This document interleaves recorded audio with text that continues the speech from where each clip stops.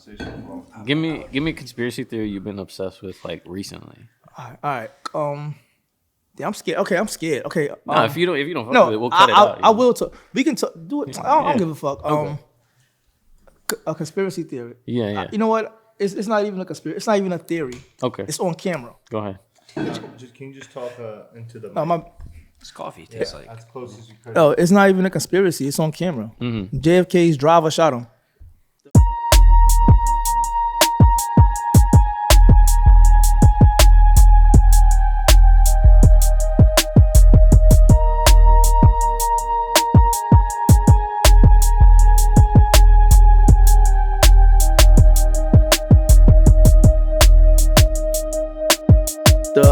Like it's on camera. Like then you see, I'm sure she's like trying to exit. Like she's trying to run for safety. She's leaving through the back. Like I mean, she sees who has a gun. So why would you turn around and try to climb out the back of the car if you don't see what's happening in front of you? You know what I'm saying? Like then you see homie do it mad quick. Pow.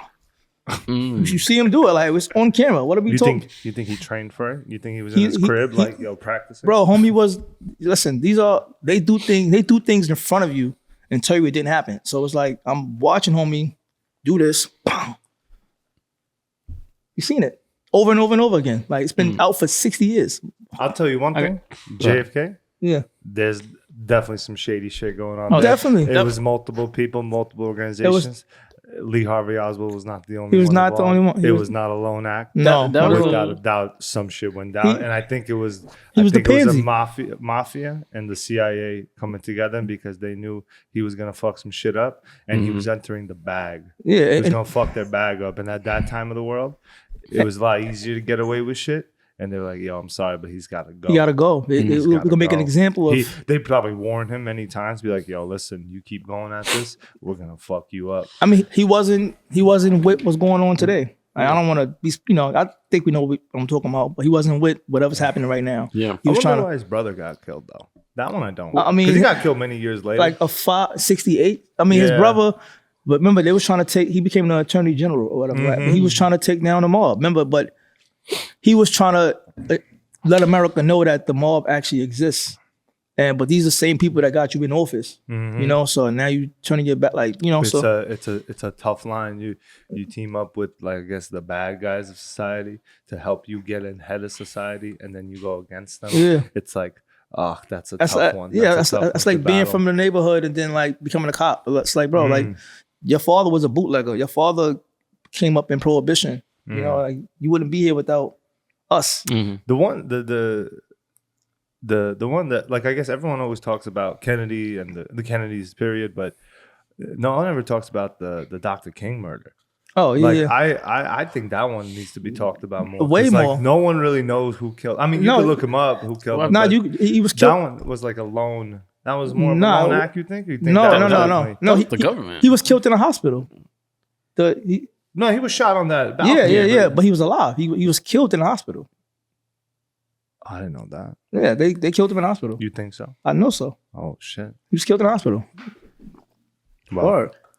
But like what? You think in the hospital they just purposely didn't want to save him and then they let him that's die? exactly what happened. Yeah. Because he was Dr. King? Yeah, it was. I mean, it was a hit, and then he was still alive. He was still breathing in the hospital, and then Have you seen the movie Malcolm X? Of course. Yo. I'm from Harlem. Of course. Grew up with that movie. I recently watched that movie. Now we can transition. You said it recently? I recently watched that movie. For the first time? For the first time. Damn, yeah, bro. yeah. Damn. Like a few months ago. Not like super recent, but like wow. Well, first of all, a fantastic movie. Second of all, what a sad story too of like you know, the Malcolm X one, it's like damn, like yo, his own like brotherhood, I guess, like, you know, went after him. I mean, that's not real. That's not completely accurate either. So what is accurate? So, well, I'm going off base of like the movie. Okay, yeah. And also based on like what I've like know, but I know like the movie. I don't know how accurate the movie is because I haven't done as much research into it. But I'm just going off. Based on what I somebody definitely. Somebody on his side definitely helped out, but they weren't the brains behind it. You remember they just talking to them. They wasn't the brains behind it. You know, when you remember people said that the bullets came from above, so like they gave the shooters blanks, and the CIA was shooting from the top of the balcony in the Audubon a ballroom. But FBI too. Yeah. They definitely did all of that. Wasn't it Elijah Muhammad, like one of his guys that, because it was I don't remember. There's a lot. I haven't seen the film in a while, but wasn't it that because Malcolm used to abide by Elijah Muhammad's I guess path, and then he had his own change of discourse, and when he went it was like a threat to him. So he took Hajj, and then he saw what Islam really meant. He became a Sunni Muslim, and he saw, but again, so Malcolm wasn't assassinated. Malik El-Hajj Shabazz was assassinated. That's not the same person that was hit. That's not a bad way to put it. You feel me? So but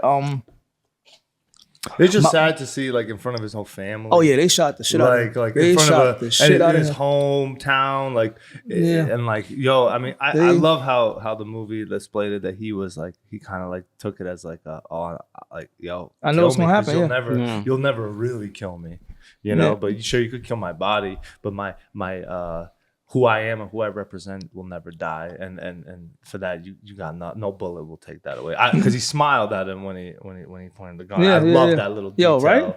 He like smiled at him, and I don't know. I wish if that really happened in real life. Malcolm X is the man. No, Malcolm is. I'll be shit my pants if a fucking shotgun came up to me. It's crazy because when I was a kid, right? I met one of the brothers who was allegedly shot him. He used to work at in a I think it was a shelter. He was a janitor, and he was like, I was like 14, and he was telling me like he's been coming home on weekends since the 80s. He was married, so he did like 20 something years in jail, and then like every weekend he gets to come home with his wife, and he had a job, and he of course he tells people like they would release him and then would have to come back. Yeah, that's a pretty sweet deal. No, I'm dead. I forgot his name though, but this is a fact. People know. Like he stands by. He didn't shoot him. Oh, he did not. He stands by. He did not. Yeah, he stands by. He didn't shoot him. So I mean, but again, like I don't know how it works when you're like married, but that's a sweet deal. That lawyer negotiated real well with the judge to get you that deal. I want that lawyer in my case. So if I met him in 2000, I was 14, so 2004. And he said he was coming home since like 1989 or 90. So 14 years of being a part-time prisoner is crazy. Wow. Yeah. But that movie was just fantastic. Malcolm has a really interesting story. I mean, Denzel obviously destroyed it. Bro, you can't make another one. There's no point in making another Malcolm X movie. What do you? Yeah, and I hope they never will. You can't. I mean, that was unless somebody crazy comes along. Well, you can. Right.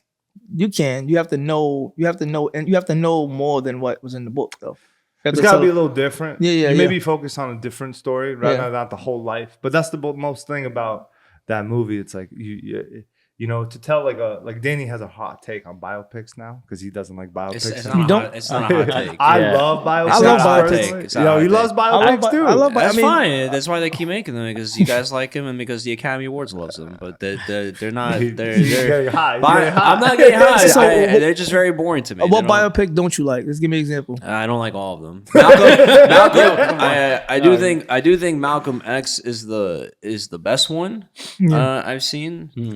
The reason why I'm not really talking that much about it is because, to be honest with you, I talk about that movie a lot, and I don't really think I have anything new to offer with an insight of that film. But it's a very well made biopic that I think is just it. Well, for one, it's like the only one that's so good, but that the Academy totally ignored. Like they only nominated Denzel for that movie, and they gave it to Al Pacino. And costume too. Yeah, the fits were great, but they but it's just funny, It's like every biopic now. It's just you get it all comes out during award season. It's always about a singer. They're obsessed with.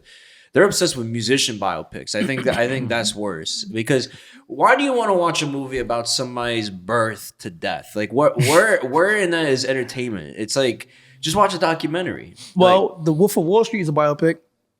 Is it though? Yes. It is a biopic. It's a true story. Biopic. Goodfellas is a biopic. Yeah, but they're like, it's not like no, it's not hokey. Goodfellas is more. It's a biopic. No, it's the way Martin Scorsese makes movies. Like, but it's a biopic. It's a very well.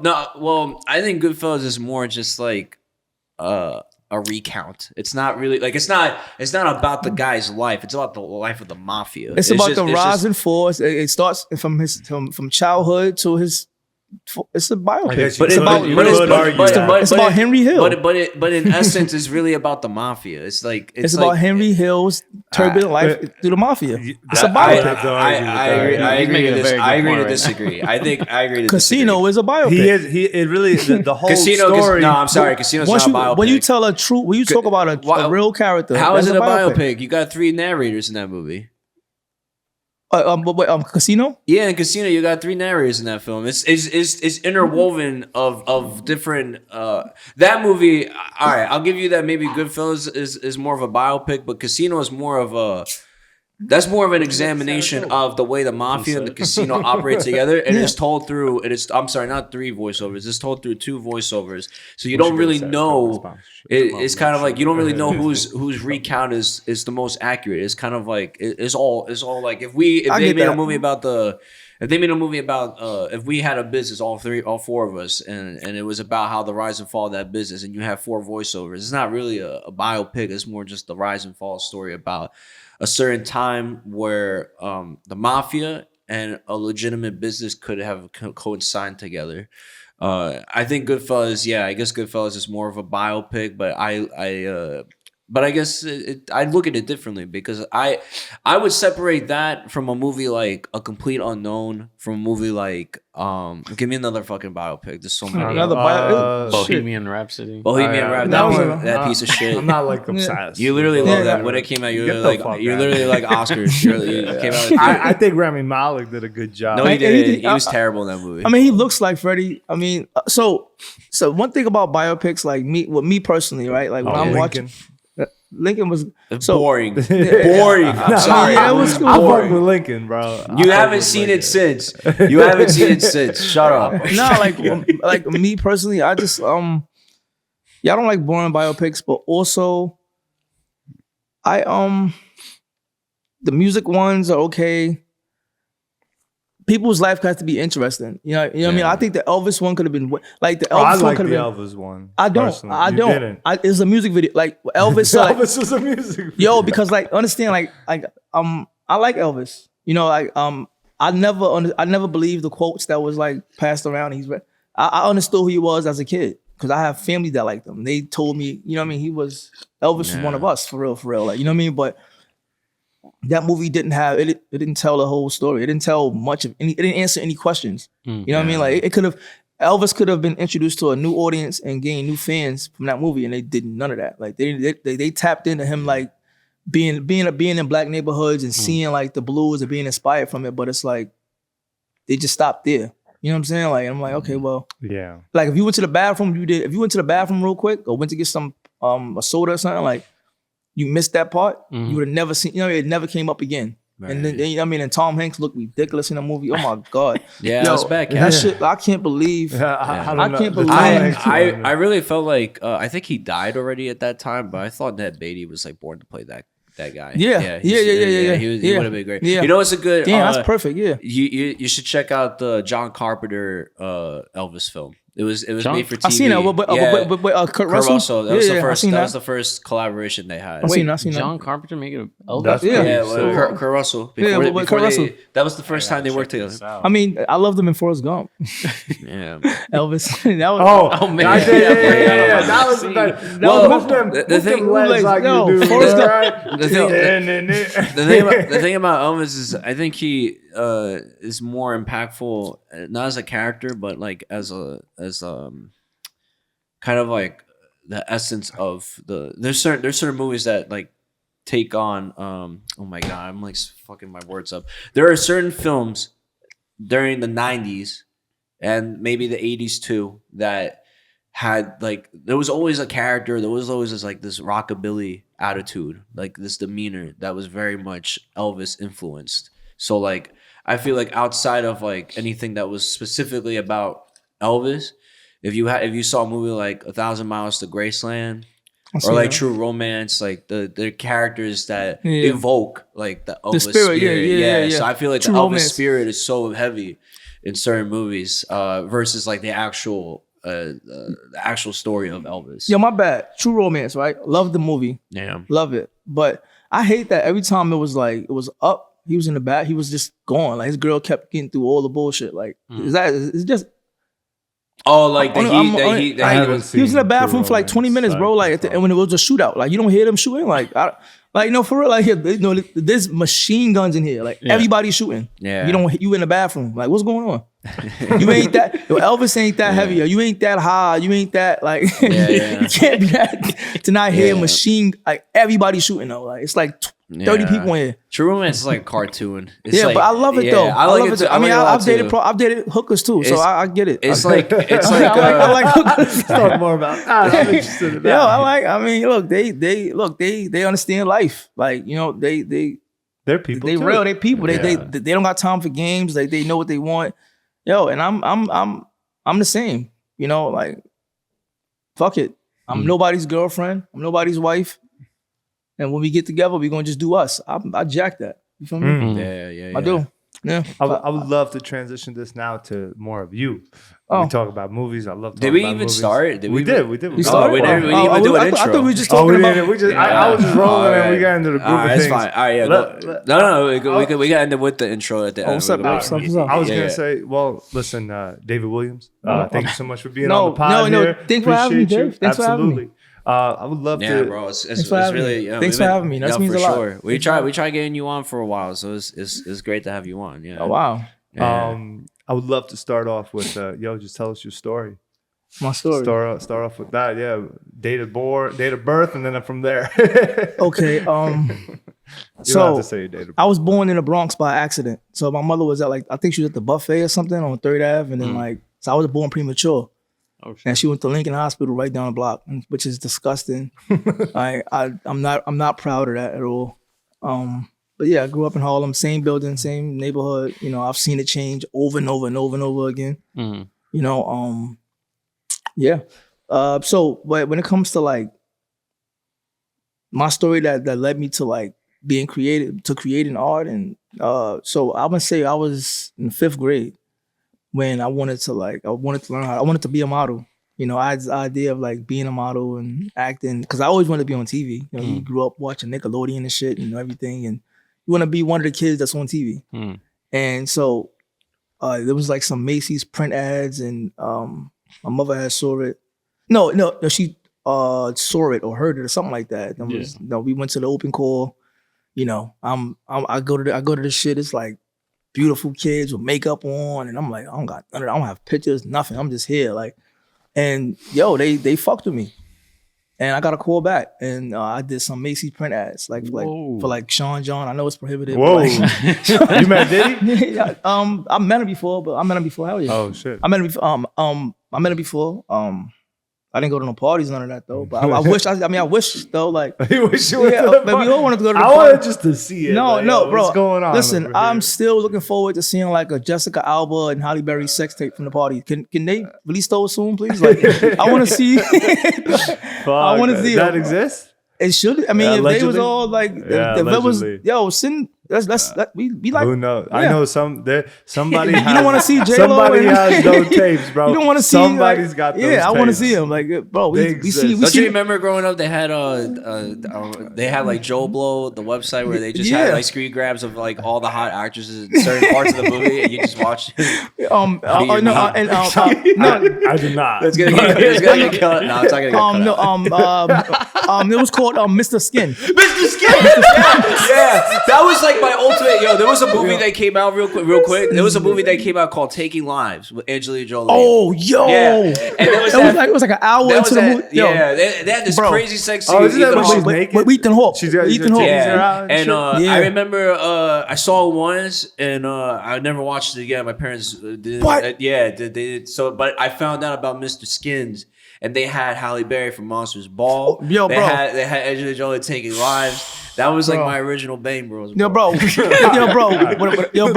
I tell you, I'll just go. when I tell you, bro, we had my mother had actually we stole it from Blockbuster.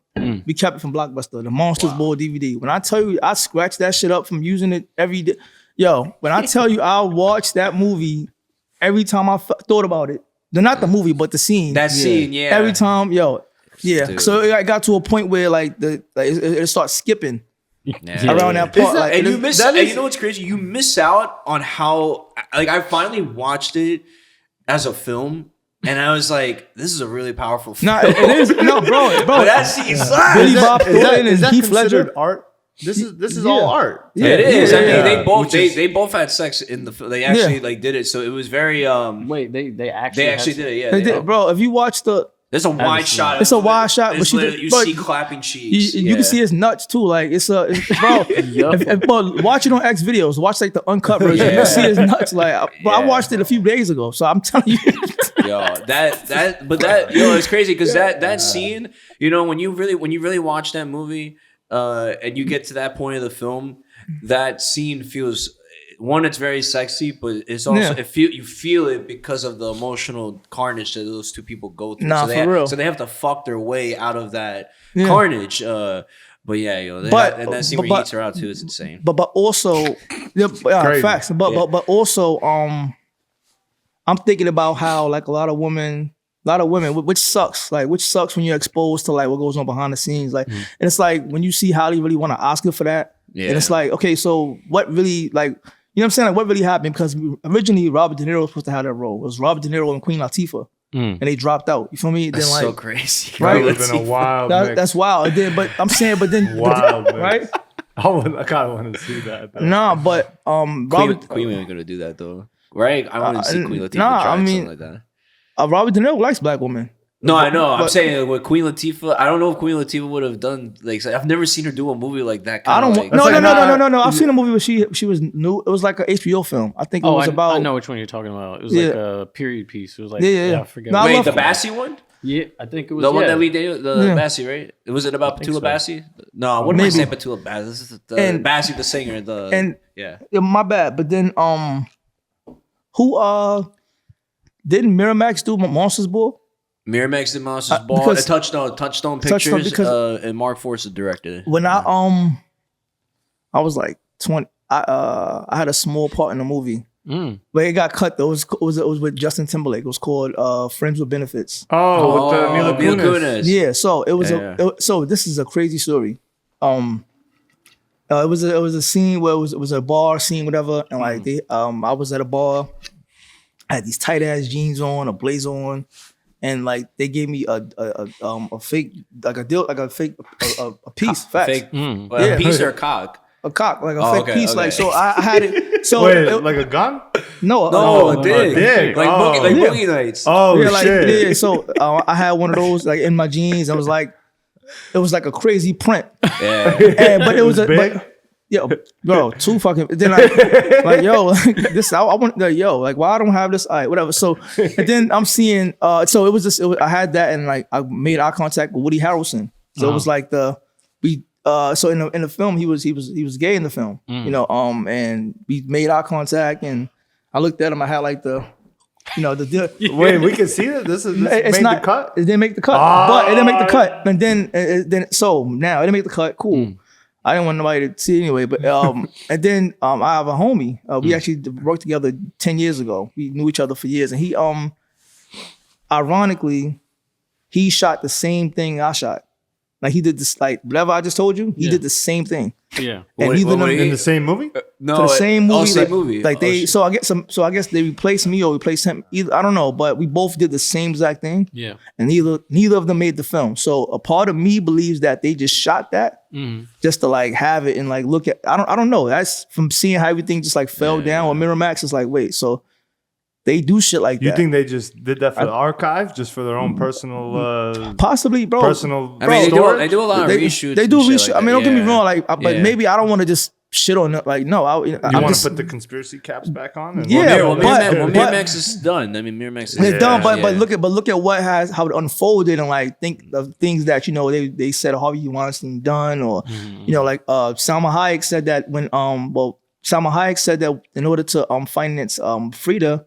Oh yeah, she had to have a topless scene. I mean, we all want to see her titties, but not. But to force her to, I'm not gonna finance it unless you do that. It's kind of crazy. You know what I'm saying? It's crazy. So it's definitely on the problematic end. It is. It sucks. So maybe that's how they did some business for a while. Here and there, 95% of their business was magnificent, but there's some bullshit like that takes place too. Yeah. So. It's not that far fetched to believe that they shoot things just to keep too. Like, if you can do it, why not? Like they just wanted to have. Bro, I'm a good looking. But why wouldn't you want to see me? Like, if you like men, why wouldn't you want to see? It? I don't know. Everyone's got taste. Yeah, everybody's got taste. I don't know. That's how as much as I love the Shaw Brothers films, I'm a big fan of Hong Kong action films, especially within their reign. We're rolling on the cameras, right? Are we? Yeah, we are. Okay. You sure? Yeah, I'm sure. Okay. I forgot it. I pressed one more. Okay. Yeah. But they, fuck, man, my mouth keeps touching that. You should get close. Yeah, the closer you get, the better the sound's gonna be. No, I'm saying my mouth keeps touching it. That's fine. Okay. Pause.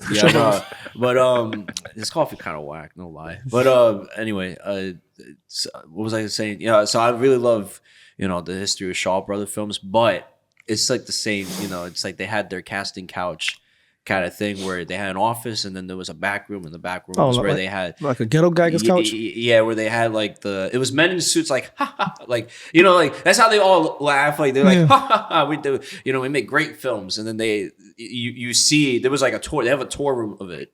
And I've seen videos of it where they show you like everything, and it's like, oh, they openly reveal like, oh, they had like a casting couch room for actresses to get, and it was the same. Hitchcock did it with Marilyn Monroe, and I'm pretty sure David Selznick did it. Fucking a lot of these great tyrants. Yeah, they all had their. It was like transactional by sex. So it's no surprise that and it probably still happens today. There's no doubt. There's probably still head studio people that that are in the they're not disclosed, but there's a lot of that actor what's his name, Feldman, Corey Feldman. Yeah, he I don't know why he didn't announce like who the names were, but I guess it has to do a lot with like legal things. But he said that there's still people out there. There's still like producers, even ones that about that you probably will know them if the names were revealed.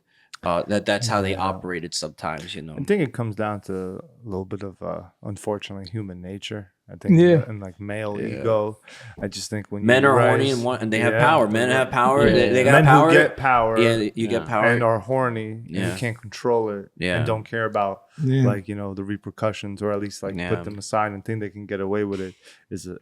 Can be a recipe for disaster. Yeah, but also when someone is of the belief that everything doesn't apply to them, like P. Diddy. This whole thing with P. Diddy. Nothing gonna happen to me. He probably felt because he probably got away with it over and over and over, and he's like, at this point, nothing is gonna stop me at this point, and then everything comes to an end. To an end, yeah. Everything comes to an end, no matter. But not for everybody though. Yeah, that's true. Not for everybody. Not for everybody. Not for everybody. Depends on the actions that you do and what you do. And listen, he learned from somebody. And I'm sure half of them are still alive. Some of them are dying, but he learned from somebody. I think, bro. You think somebody? I think taught him like the things all that he did. of course, bro. Right? Yeah. You think about how many? Hold up. You don't just get to that without some kind of like. Hold the fuck up, bro. Look at pull out some vinyls, and half of the artists died, junkies, broke. You know what I'm saying? Like, yo, bro, like. It's the labels. There's more than what we know of. Like, you think he killed Pac?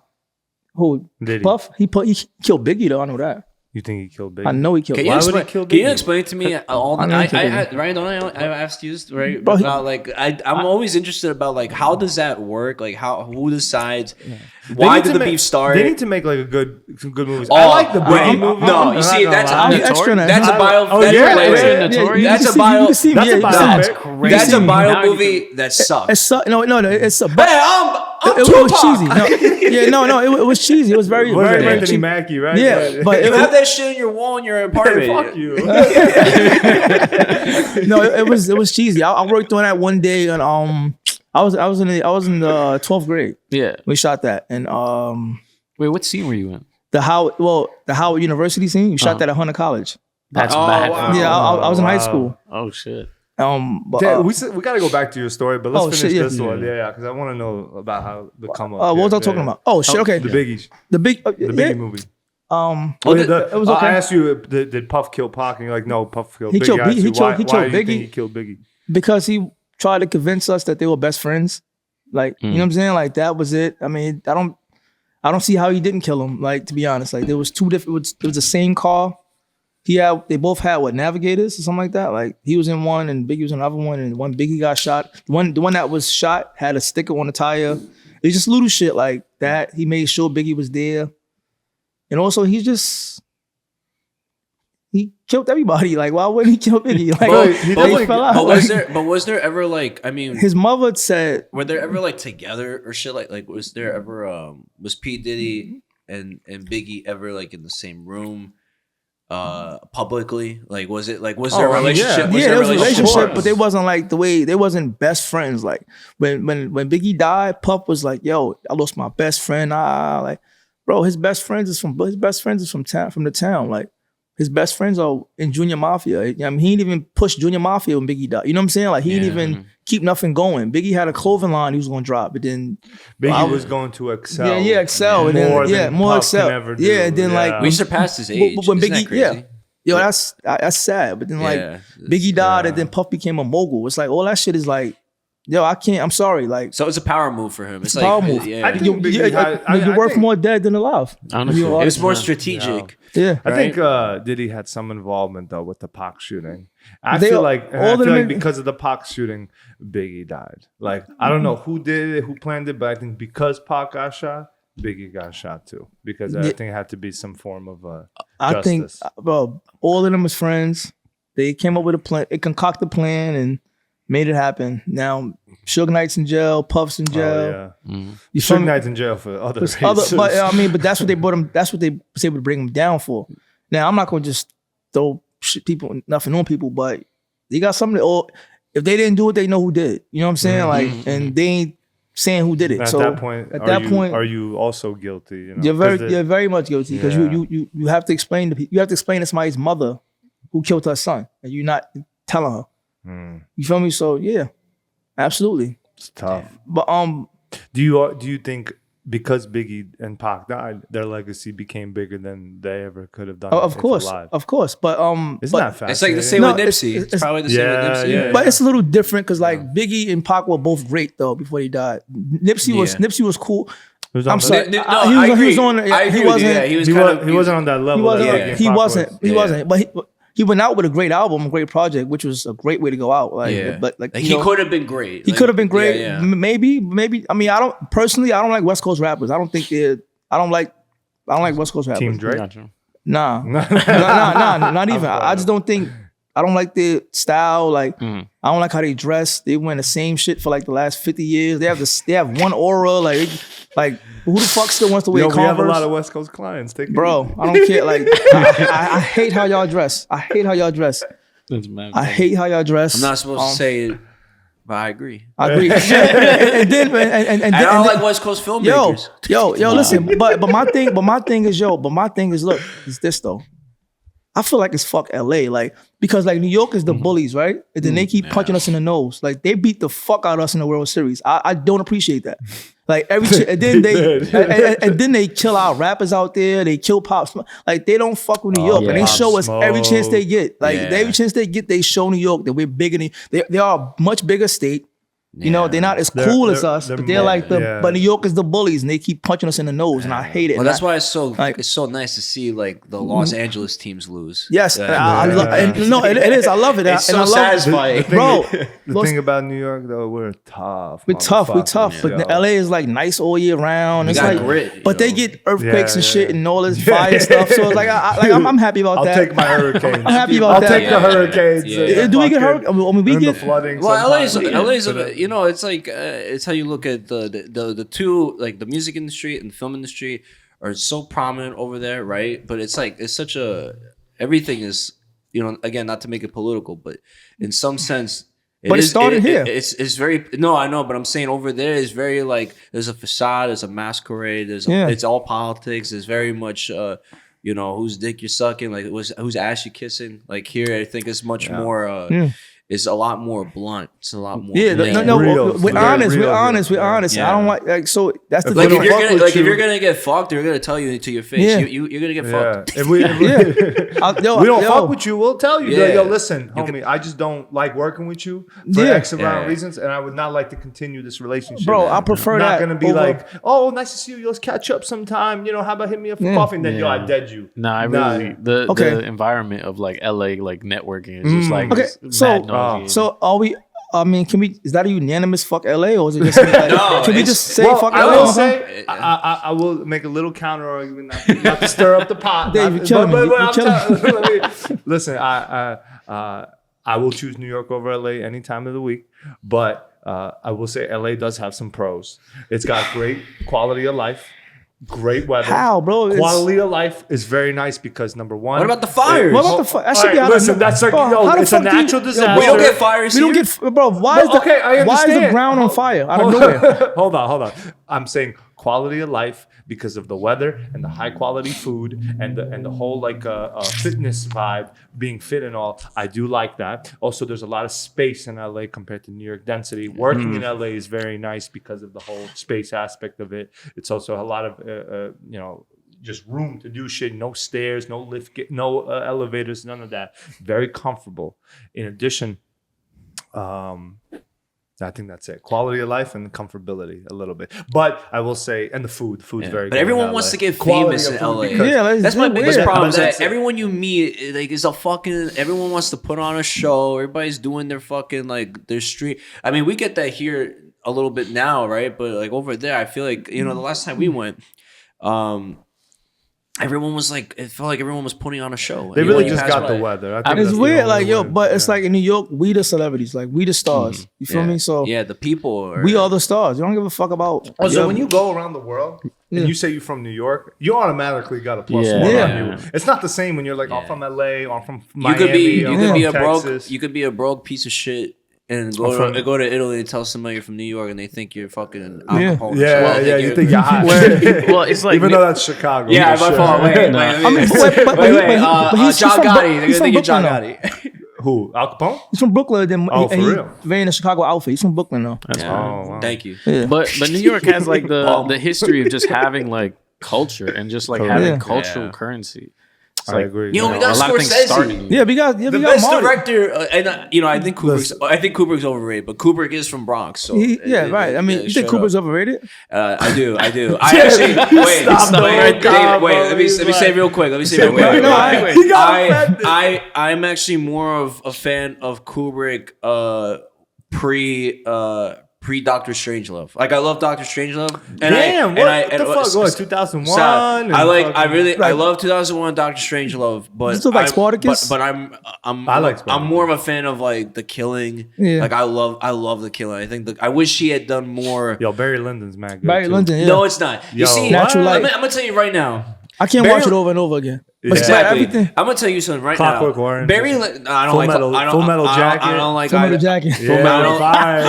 That's the first. That's the best. Like first, like hour. The first hour. The basic training. Exactly. We love you exactly. time. Boy. Exactly. Yeah. Exactly. The basic training. Wait, but you're proving my point of why I think he's overrated. The first hour of that movie is great. The second hour is literally like any war movie. It's two movies in one. It's two movies, but the first movie is way more interesting. The basic training was like way more interesting, way more scarier, way more haunting. Yeah, just a great opener. But I wish she had stuck with doing more pulpy ideas like The Killing, because that was really cool. But it's the filmmaking like broad, like that just like that audacious thing that he brings into his films, where it's like there's no character, there's no dimension. Like Barry Lyndon is actually a really boring movie, but we praise it because of the way it was filmed. But it was boring back then though. Like that life was just boring for real. Yeah, but that movie's boring. I just think that movie's boring. No, I feel it's I don't think. I mean, he's.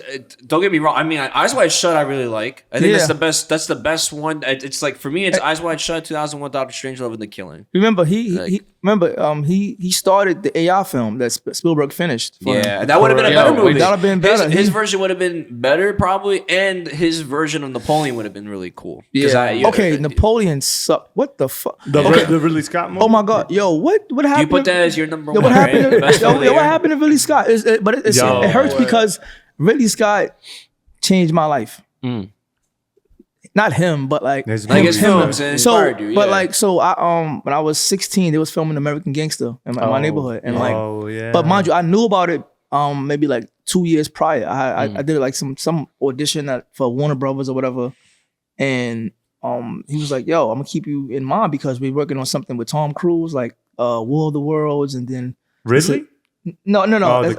Some exec at Warner Brothers. He was like, "Yo, we working on this, and also a Denzel Washington film. It's gonna be called True Blue." But that was the original title. Wow, that's a cool title. That's actually a good title. But that was Blue Magic. I mean, but that was the name of it. Yeah. So he was like, "Yo, it's gonna be called True Blue, whatever."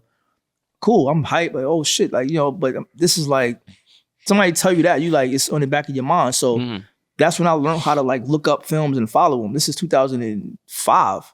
I learned how to like track films and like see what was going on. Like, and they were shooting it in my neighborhood, American Gangster, and I'm like, yo, can I just like help out? Can I do anything on a part of the set? Can I like be an extra? I'm like, yo, can I just like, mind you, I'm SAG and everything. I'm like, let me just like try to get on the film as a background. But it's like, all right, do I really want to do that? But then like every day I'm begging, and he like, yo, I'm gonna give you a call. How old are you? I'm like, I'm 16, but like I can work. It don't matter. Like we don't fuck school. Yeah, you know what I'm saying.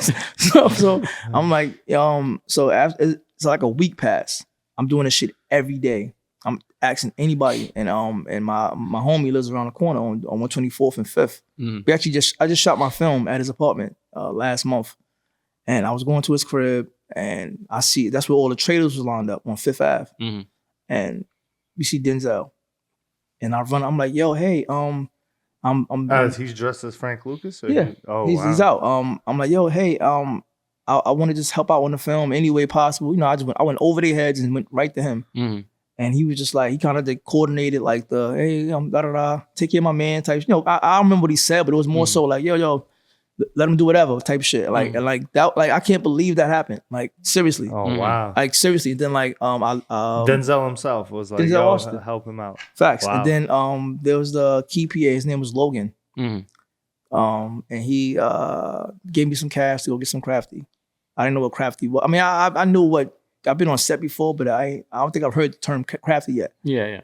So, we could go and get like, So I went to the supermarket, did that, came back, and I worked on it for 4 days. So I was there when he did the scene where he shot him in the head and like, I was there. Idris Elba? Yeah, I was there when he did that. And like, oh man, it's like, I've never been more like, I was just so proud to be a part of something. And like, mind you, my whole hood is there. It's where I live at. And like, people going by and seeing me a part of a movie set, and like that was the start. You felt like the shit. I'm like, yo, fuck being in front of the camera. I'm about to just like get behind. Look how easy it was to get behind. I just had to show my ass to get behind the camera, get a job. Like I just bypassed everybody else that want to say that, and like I'm here by just like being persistent. It's like I want to do this, be behind the camera. So this is 11th grade. So I was writing like directing high school plays and stuff like and that's when I got my start at like directing. Like I can do this forever. That's a beautiful little start of the story. Like, that really happened. Then like from that movie right there, I made contacts from that, and then like they was calling me for a lot of little projects like sneaking. Like I worked on I Am Legend. Now that was the one that let me know if I wanted to do this for life, because it was so goddamn cold. We was in Washington Square Park. These were like overnight shoots too. Like, god damn, like this was 2006 winter. Like when it was like before they started using the machine and shit. So it was really, really cold. And I'm like, I have an option to go home. Like they keep asking me if I want to leave. I'm like, I'm good. I'm just stay. If y'all not complaining, then why should I be complaining? You know what I mean? So I thugged it out, and I'm like, you know what? You saw Will Smith? No, I didn't see him. It was like the second unit stuff. I should have lied just now for the camera. I should have said but I should have said I dabbed him up. I said no. But it was like the second unit stuff. But it was like I was like a lot of like the bodies and shit. But it's like my introduction to like being behind a camera was like seeing someone get shot in the head. I'm seeing the questions I've had, like when I was a kid, I'm like, how he died in this movie, then he's alive in this one? Like I didn't understand that. Yeah, you feel me? Like so. I used to think like they really died. Yeah, in like the movie. bro, you shot him in the head. Like why wouldn't he be dead? Like, but okay, so I'm sorry, random. So So you were talking about how you were working on I Am Legend, and that taught you that you're gonna do this for life. Yeah, like if I could withstand this, like if I could be outside overnight, you know what I'm saying? Like I'm not even getting paid. Like I'm just outside freezing, just the joy of it, just to be a part of the magic, and I'm like, I could do this. I could do this. And like I was doing a lot of PA jobs and shit like for a couple years, and then like, I lived life, and I was like, after high school, like I did Tisch for a semester. That shit is too expensive. Like, you went to NYU for a semester? Yeah. Oh wow, hell yeah! And then it was just, I took what I learned, and then like just like got outside. I tried to go to the Art Institute. That's why I met my man. Well, not met, but like linked up with my boy Anthony. Well, I met Anthony in high school. AP? Anthony Prince. Yeah. Oh yeah, I would love to talk about him. I met Anthony in high school. We went to some program called the City Kids. And before he even popped off too, right? This was these 16, 17, yeah, kids. And so I bought a camera. So at the time, the Art Institute thing, I was a super for 14 buildings and on 49th Street. You were a super. Did you get free rent? Yeah. Oh wow. So that was my independence. Like instead of going away to school, I was 20 and 21. So what year is this? 2000 and I got that job the Christmas of 2010. Okay, word. So 2011, the entire year. Then January of 2012, I'm like, I asked my boss to like fire me so I can get unemployment. Like give me unemployment. Like that's my homie. Like can I get unemployment? I want to just go home and just like get to work. I'm too young for this job, bro. Like that shit is it's a great opportunity, but it's for like an old man. Like it's not for like a 21-year-old kid. It's like, bro, you have stuff you want to do. Yeah, I'm always, bro. I was at a Knicks game, bro. It was the Knicks versus I think it was Melo. I don't know. Knicks played Orlando. Wait, what year? 2011. Like this is Melo first game. First year Melo. Yeah. So I don't know. Maybe it was the second home game at the Garden. I think it was the second one. And I'm at the game. Why it started snowing in like the middle of the. I'm like, bro, I'm not going back. Bro, that shit gotta wait until.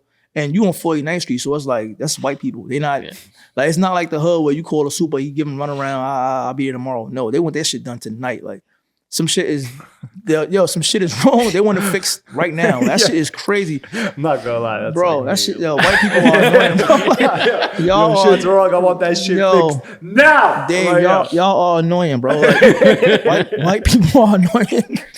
That's cool. I don't give a fuck. But it was cool, but no, it was an experience. Shout out to all of them. I learned a lot from that. I learned my independence from there. I had to be alone, and so from there, I bought a camera. I bought a T2i. That's the first. That was the, you know what I mean. I bought it, and then like the shit was a wave. Yeah, like at the time, like it was good enough, and then I got a Canon 7D. And that was the workhorse, and it's crazy because at that time, like something like, like ASAP Rocky and all of them, I grew up with Rocky and, all of them. And when they really made it big, mind you, I knew this was going to happen. Like, everybody talk shit. Yeah, we going to make it. But like he was making music and he was like, he had his own thing, like way before. And when we saw them on TV, that kind of made everybody get serious. Like, wait, Rocky's on, like, this is Rocky. Like, we gotta, you know what I'm saying? So everybody focused up, and that made, and I can say from my perspective, that made an entire Well, I'm gonna just say Harlem. I'm gonna just say New York City, Harlem, like that time at 2000, is the backpack era? What is that? Backpack era? Around like early 2010s? Yeah, like 2011, 12, like North Faces and shit. The backpack era? Yeah, no, I'm saying like that era was like the era of everybody just like we was 21, 22, just like we gotta get serious now. Like we gotta if you're gonna do videos, you gotta do videos. If you're gonna rap, then take it seriously. You know what I'm saying? Like so but they kind of like show people how to get it done. Like we're gonna do this, we're gonna go to South by Southwest, we're gonna you know what I'm saying? And that kind of just they were the trailblazers to a lot of us. You know what I'm saying? Like the people that I know and grew up with. Like if we didn't know anything, you saw them do it. And it was like, you know what? It was a lot of like fake ASAP members though, which was annoying. Like they were just claiming ASAP. Yeah, bro, you would go on Facebook, bro. People had the craziest names. I'm ASAP. This and that, right? They like, yo, what? Like y'all annoying, bro. Like that's crazy. You know, I've never. Like y'all annoying. Like well, when he popped off, everybody loved the ASAP brand. Yeah. Well, it was it was new. It was like Houston. It was like UGK mixed with like No Limit, mixed with like Wu-Tang. You know what I'm saying? Like all in one. There's this new sound, like this trap, but also like good lyrics and like. And it was taking advantage of the internet based off of just also like listening to the music and then later like reading about it, like what Yams did on like Tumblr and shit. Yeah, and all that. bro, like, it's crazy. Rest in peace, Stevie. You are like. Rest in peace, man. They definitely were trailblazers to a lot of us. It's not just Rocky. Like so many stars came out. Ferg, Ferg always been. Ferg was always up. I remember I wanted one of his belts so bad. He had the what was it, the Delani or some shit. He had his own like belts and Ferg was making chains for people. Like Ferg was always the, you feel me? You can argue that like there would be no ASAP Rocky without an ASAP Ferg. Yeah, but even Ferg though was, ASAP Rocky definitely excelled tremendously, but there is no Rocky. Everybody played their part, and it's like they were very like so. They made everybody wanna. We gotta really figure this shit out. Like everybody was coming together because like they was all in like different teams and like came together under one umbrella. Like that. It worked. So 2010, 2011, 2012, where are you at? I'm broke as fuck. I'm broke. So I'm just trying to figure it out. Like I'm gonna do like I'm gonna take pictures at baby showers. I just want to learn how to do this shit for real. I could just only rely on this. I'm not a good photographer, but I can take some pictures though. I'm doing music videos for local artists and just doing shit for $200. And that's for the entire video. That's for me and everything. Like, I'm just like, I just want to pay my lights, keep the lights on. I want to eat. You feel me? Like, and I was running around for years, but like, I saw myself getting better, but the rooms wasn't getting bigger. They weren't, but so I'm going to say, that's a good way to put it. Yeah. I saw myself getting better. Yeah. But the room wasn't getting bigger. Yeah. That's a bar. Nah, for real. Like, just around broke motherfuckers. But I get it. So, but that also meant like I had to get better because it's like, if you like, nobody's running from you. Like, if your shit is A1, like people gonna find, you feel me? Like, nobody's running from you. If your shit is A1 and you letting people see it, people won't see it. Yeah. You feel me? So I'm just figuring it out for years, just doing whatever, and I so I'm gonna say the pandemic for real was, I wish we had another one, man. Like I really had time to just like figure out, like the world stopped. So I had time to just like figure out what was going on, like where to go next. You know what I'm saying? Like keep working on my voice. Cause I've been working on it for years. I've done shorts. Like my first film was 2015. It was a short film. It was a weird fucking film. But it played in like the cans, like the short film shit. Like this was, mind you, we was actually filming. It took us 2 years to film that. Wow. 2 years, bro. I have no money. So like my DP, my homie Alice Miller, love her to death. Like she ran around me for 2 years trying to shoot this movie. Like we would shoot on weekends or whatever. Anytime I had any kind of money, if I could pay for her cab with her stuff, because she had a red, and it was like, this is 2013. So it was like, if I can pay her the cab or whatever, like she was with it. I love her so much. And my actor, goddamn, his name is Danny, and he so in the midst of shooting, he actually got brain damage. He got in an accident, like lost his hearing.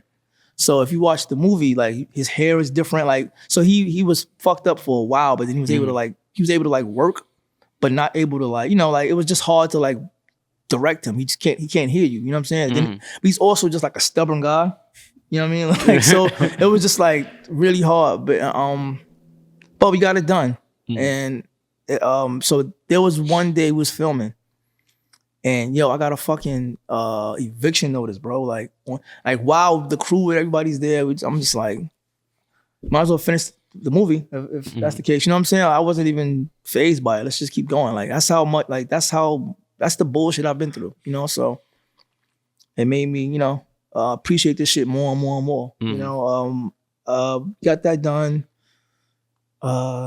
Still a bunch of music videos, and I think the pandemic. No, I did a film with my boy Andrea Gavazzi. Oh wow! Oh yeah. This was 2015. This is when Andrea was like a key grip, and I was like I was PAing too, like for like, so mind you, I was like broke as fuck.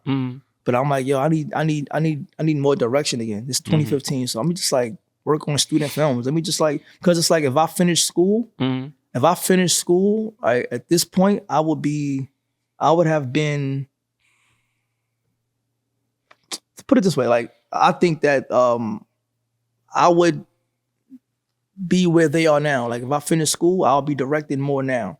This was like 7 years after college. You know what I'm saying? So it's like, I'm gonna just go back to school, which was like working on student films. Right. You know what I'm saying? So, and I've seen everybody come up. Like, I'm just learning from everybody. And, and so I learned how to, I relearned how to like build crews. We learned how to like maintain relationships. Yeah. So, you do favors and people do them for you. Yeah. So 2015 was, bro, I made like fucking $3,000 that year. I maybe I don't know, like no, maybe a little. No, you get it. But like, I was just broke. Like, you know what I mean? I can't think of shit that I even had. I can't think of tangible money I've had then. But I was really depressed and shit. Like that time sucked. So just getting shit done was all I was worried about. The pandemic. That was like I had time to just like figure out what it is that I want to do. I'm not, but how I'm gonna do it. Like execute a plan. You feel me? Like nobody plans to fail. You fail to plan. When did you start? I know you AC a lot, and I know when you started shooting a lot. When did you get to that point? So I became Local 600 in 2018. What prompted that decision? It was an opportunity. You know what I mean? Like there was an opportunity to just like legitimize what I'm trying to do. Just like and again, learn how to just like learn everything about cameras as possible. You know what I mean? If you're gonna do something, just learn it all. Like, like I don't have time to be guessing. I don't have time to lean on anybody. Like, so I learned how to dissect cameras. And that was so having that, and then going into the pandemic where everything is just shut down and people working, but like not as much. Everybody has the same 24 hours right now. You feel me? Like that. That's for the first time ever. And it was a wild time. Yeah, it was a wild time. But there's when I figured, and I really had time to just like not worry about anything besides what's in front of me. And I'm like, I gotta really just like get everything I need. And that's when I bought like my Aton. During the pandemic? But before that I had bought my Bolex. I'm like, but so every Bolex I bought before that didn't work. Like none of them. Like eBay, they all fucking didn't work. Like what's going? That's crazy. Like I bought like 4, bro. They just would not work. So when I finally got one that worked. Yeah. A miracle. Yeah, it was a miracle. Then like I bought the Aton. And then, and that's where I think it changed, because like I understood why I wanted to shoot on film, because like I realized that my memories are in film. My earliest memories, they look just like that. Like so if I could just like get those ideas and images out of my head, I could just look at them, I'll be fine with that forever. Yeah. Honestly, film is such a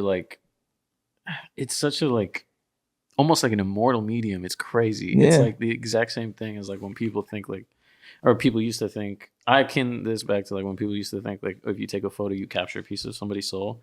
It's kind of the same thing, because it's like direct. You're like imprinting light onto a piece of like negative. And it's like with digital, it's like an interpretation of like light coming into a sensor.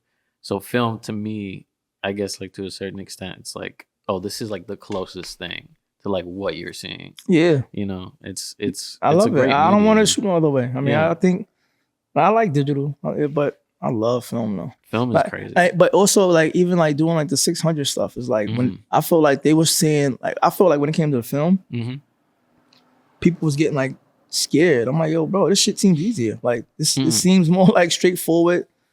You know what I'm saying? You just gotta like pay attention and be intentional and expose properly. Yeah. You know, I don't got time to press all these fucking buttons and go through these menus and like, you know what I'm saying? Like anything could be wrong. Like, yo, I don't know how, bro, digital is crazy, bro. You can shoot some shit and like you have a LUT that's like, just like stuck on the clip. Like it's a lot of shit that can go wrong with digital. Like, yo, bro, like it just don't look how I even saw it. And I'm like, yo, you know what I'm saying? So, but with film is like, what you see is what you get. And like, I love that. That's who I am, you know? So. That recent commercial you shot that we supplied for you for? Oh, for Awake, yeah. Yeah, you shot that on film, right? Of course. Yeah. My homie Maureen directed it. Oh, Maureen yeah. Thomas. No, it came out really good. Thank you so much. Thank you. Yeah, I mean, thank you. Absolutely. How'd you how are you navigating now, like with your career? You're trying to shoot more and always shoot on film. Yeah, you know the industry's a little tough with that because of the costs. Yeah, I know, but it's like they got to figure it out. Like, you know, they got to figure it out. Like, now, how does that work? Like, so they ask you to hop on, so you say I'm only doing it if I shoot on film, and then they have to negotiate with you. Like, I mean, like I don't.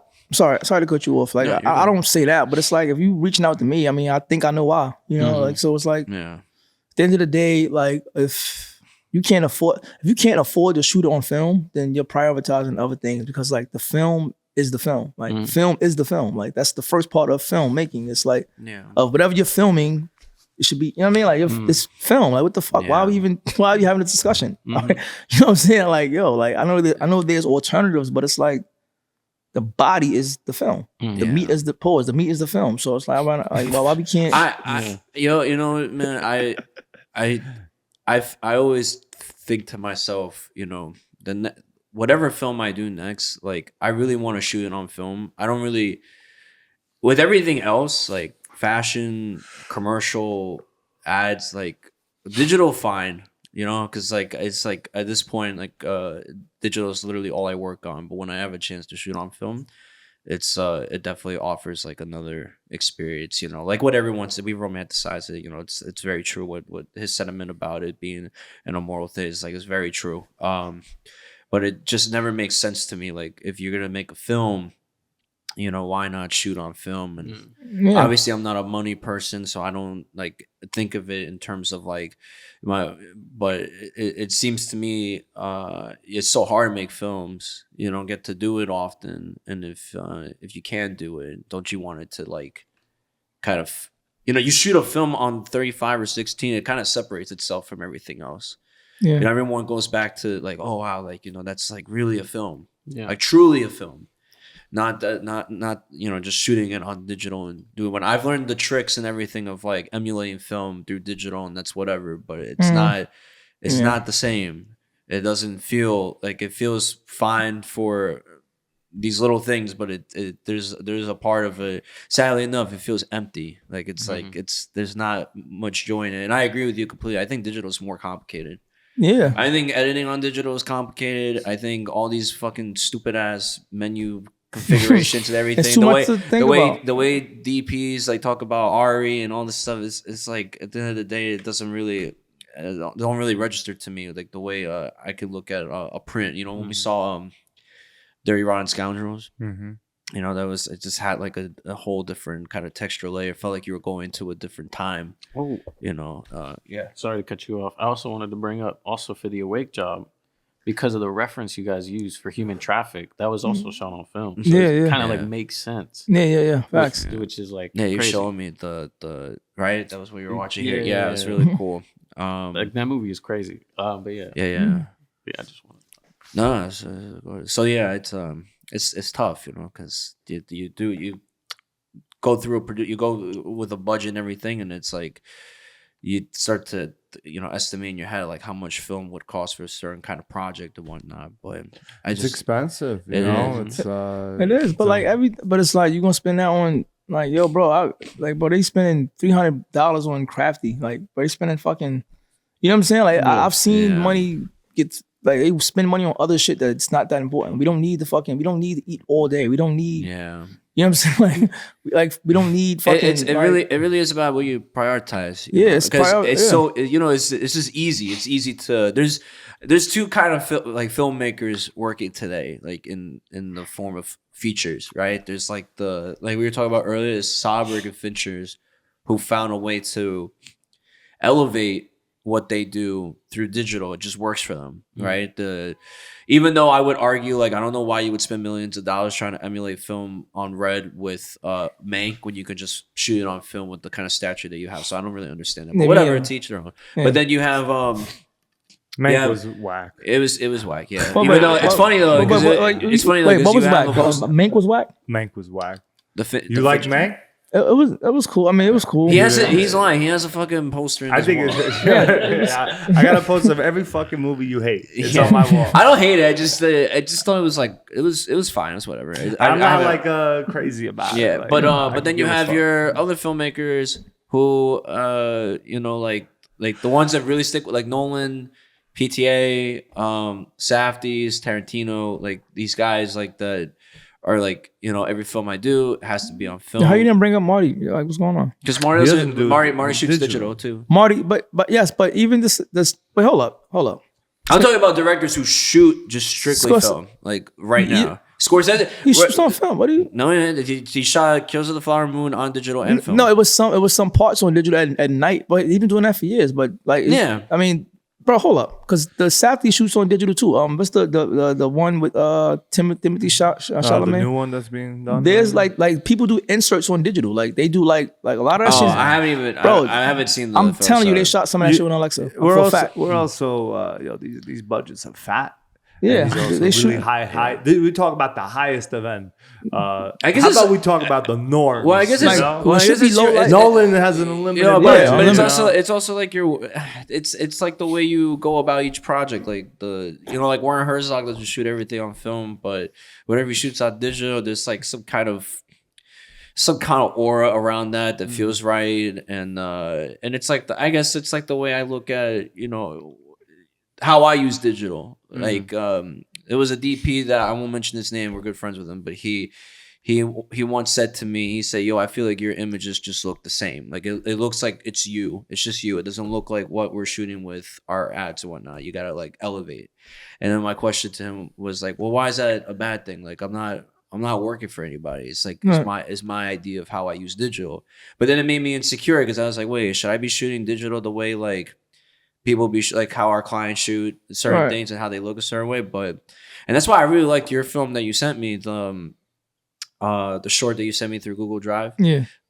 Because I felt like for the first time, I mean, despite that it was shot on film, because that plays a part into it, but it was like for the first time I really felt like, I think like we haven't even spoken yet and like that deep, but like I feel like I understood this, like, you don't have to do it like the way everyone's doing it. You don't have to do it like, through trends, the way things look. Like really good films, really good works of visual medium, they just kind of evoke something that's personal and that can, like, I don't know, navigate a certain different way of thinking about how you see things visually. I'm not saying that that's what I do, but I just, like, when I saw that, and then when I see other visual artists making these like vignettes or whatnot and changing the aesthetic of digital and trying to find ways to make it like their own fucking their own canvas, then I start to think like, digital can offer that, if you don't have the means, if you don't have the budget, or if you're trying to do something out of a whim, it's like, how can I make digital work for me? How can I make it, not just make it a thing of like, okay, it's a convenience. You could do a bunch of different things at once, but like, how do you make it like work for your artistry, your craft? I mean, it just has to, if it helps the story, like, if like when you guys seen Hugo?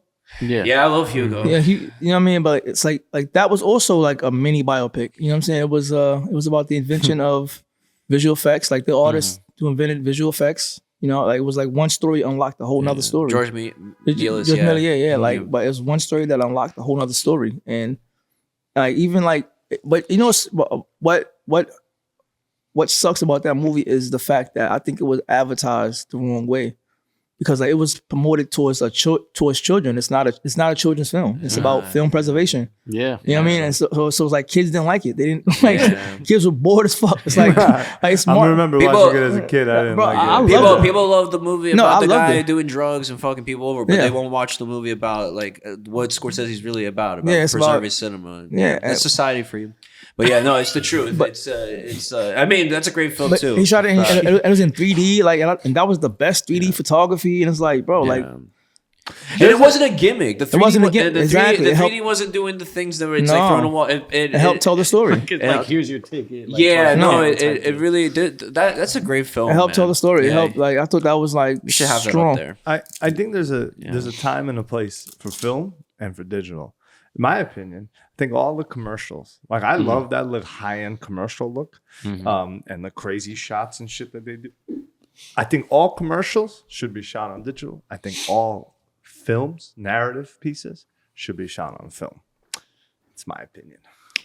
Fuck everybody. The reason I agree. I agree about all narrative pieces. I agree about the ad. I'll tell you why I agree about the ad, because like there was a time when I had TikTok.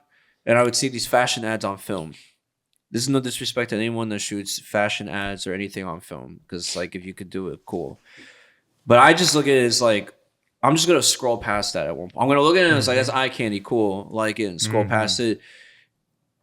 Like film is so fucking it's so hard to grasp for a lot of filmmakers that now it's when you get to touch it, it's almost like don't you want it to be like it's. Don't you want that for the main thing, like the main course? You know, it's like, also the experience of creating a film. Yeah. With film, because you don't know what's really gonna happen, and then you're gonna get these little accidents and little beautiful remarks on the film. Then when you see it, it's like, that whole experience of creating it. Now it's ingrained in the film, and now you see it for the first time, and and that's it. That's how it has to be, and now you can chop it up. Because anyone could take a Bolex, and film like fashion artists walking and going like this, and then just throw it in there and do a 9x16 whatever. Like I've done it. Like I took the ball and I was like, whoa, yeah. And then I look at it, I'm like, it's just like, who gives a fuck? Like no one's gonna look at that. But you see a movie like Boyhood, and you see like the little nuances that they're doing with the film. Or you watch a film like Steve Jobs, where it's like he's switching formats, and you realize there's an intention, but also the aesthetic, the style of the way the camera moves and such starts to change. With Killers of the Flower Moon, everything that was shot on film had a different texture to it, but everything that was shot on digital felt dead. Felt like it was just the night stuff. Why you keep? It was just they shot stuff in the day that was on digital. They did a comparison video of the stuff that was shot on digital. And there is a lot of, and the same goes for The Irishman. There's a lot of digital. There's a lot of bleak when he shoots digital for his film for the last two films. There's a certain desaturation and a bleakness that I think people are kind of like Scorsese fans, like real diehard fans, who like they could only associate him with gangster films for some reason. I know he's made like 30 films, and they're like, the gangster films are the most famous, and that's what. It's not fair. But it's not fair. Yeah, I agree. It's not fair. But he has the most, to me, in my opinion. I'm also a Scorsese bias, and I don't care, and we could fight if you feel like that. No, I love Scorsese, man. His body of work is so. He has the most diverse body of work. I disagree. Whoa. Have you seen, bro? You're talking about like versatility. Yes. Shut up. Name me five. Stop talking. Yes. Name me five movies right now that isn't Goodfellas, Casino, and The Departed, and Wolf of Wall Street right now. Ready? The Departed. I just said The Departed. Hugo, as we mentioned. Yeah, because he just told him The Last Christ. Yeah, the Last Temptation of Christ. Last Temptation of Christ. Dude, that's versatility right there. That's crazy. I'm gonna hit you with versatility. Yeah. I think Steven Spielberg. No, you didn't answer my question. Five movies. You got me so heated. Silence. Okay, yeah. Okay. Versatility. Wait, he pissed off Scorsese in real life. I heard you pissed him off. Like, why we asking him about like, who the fuck? Who does that? Wait. I didn't. All right, three. There's three. What's the other two? Did we say Killers of the Flower Moon? Irishman. Sure.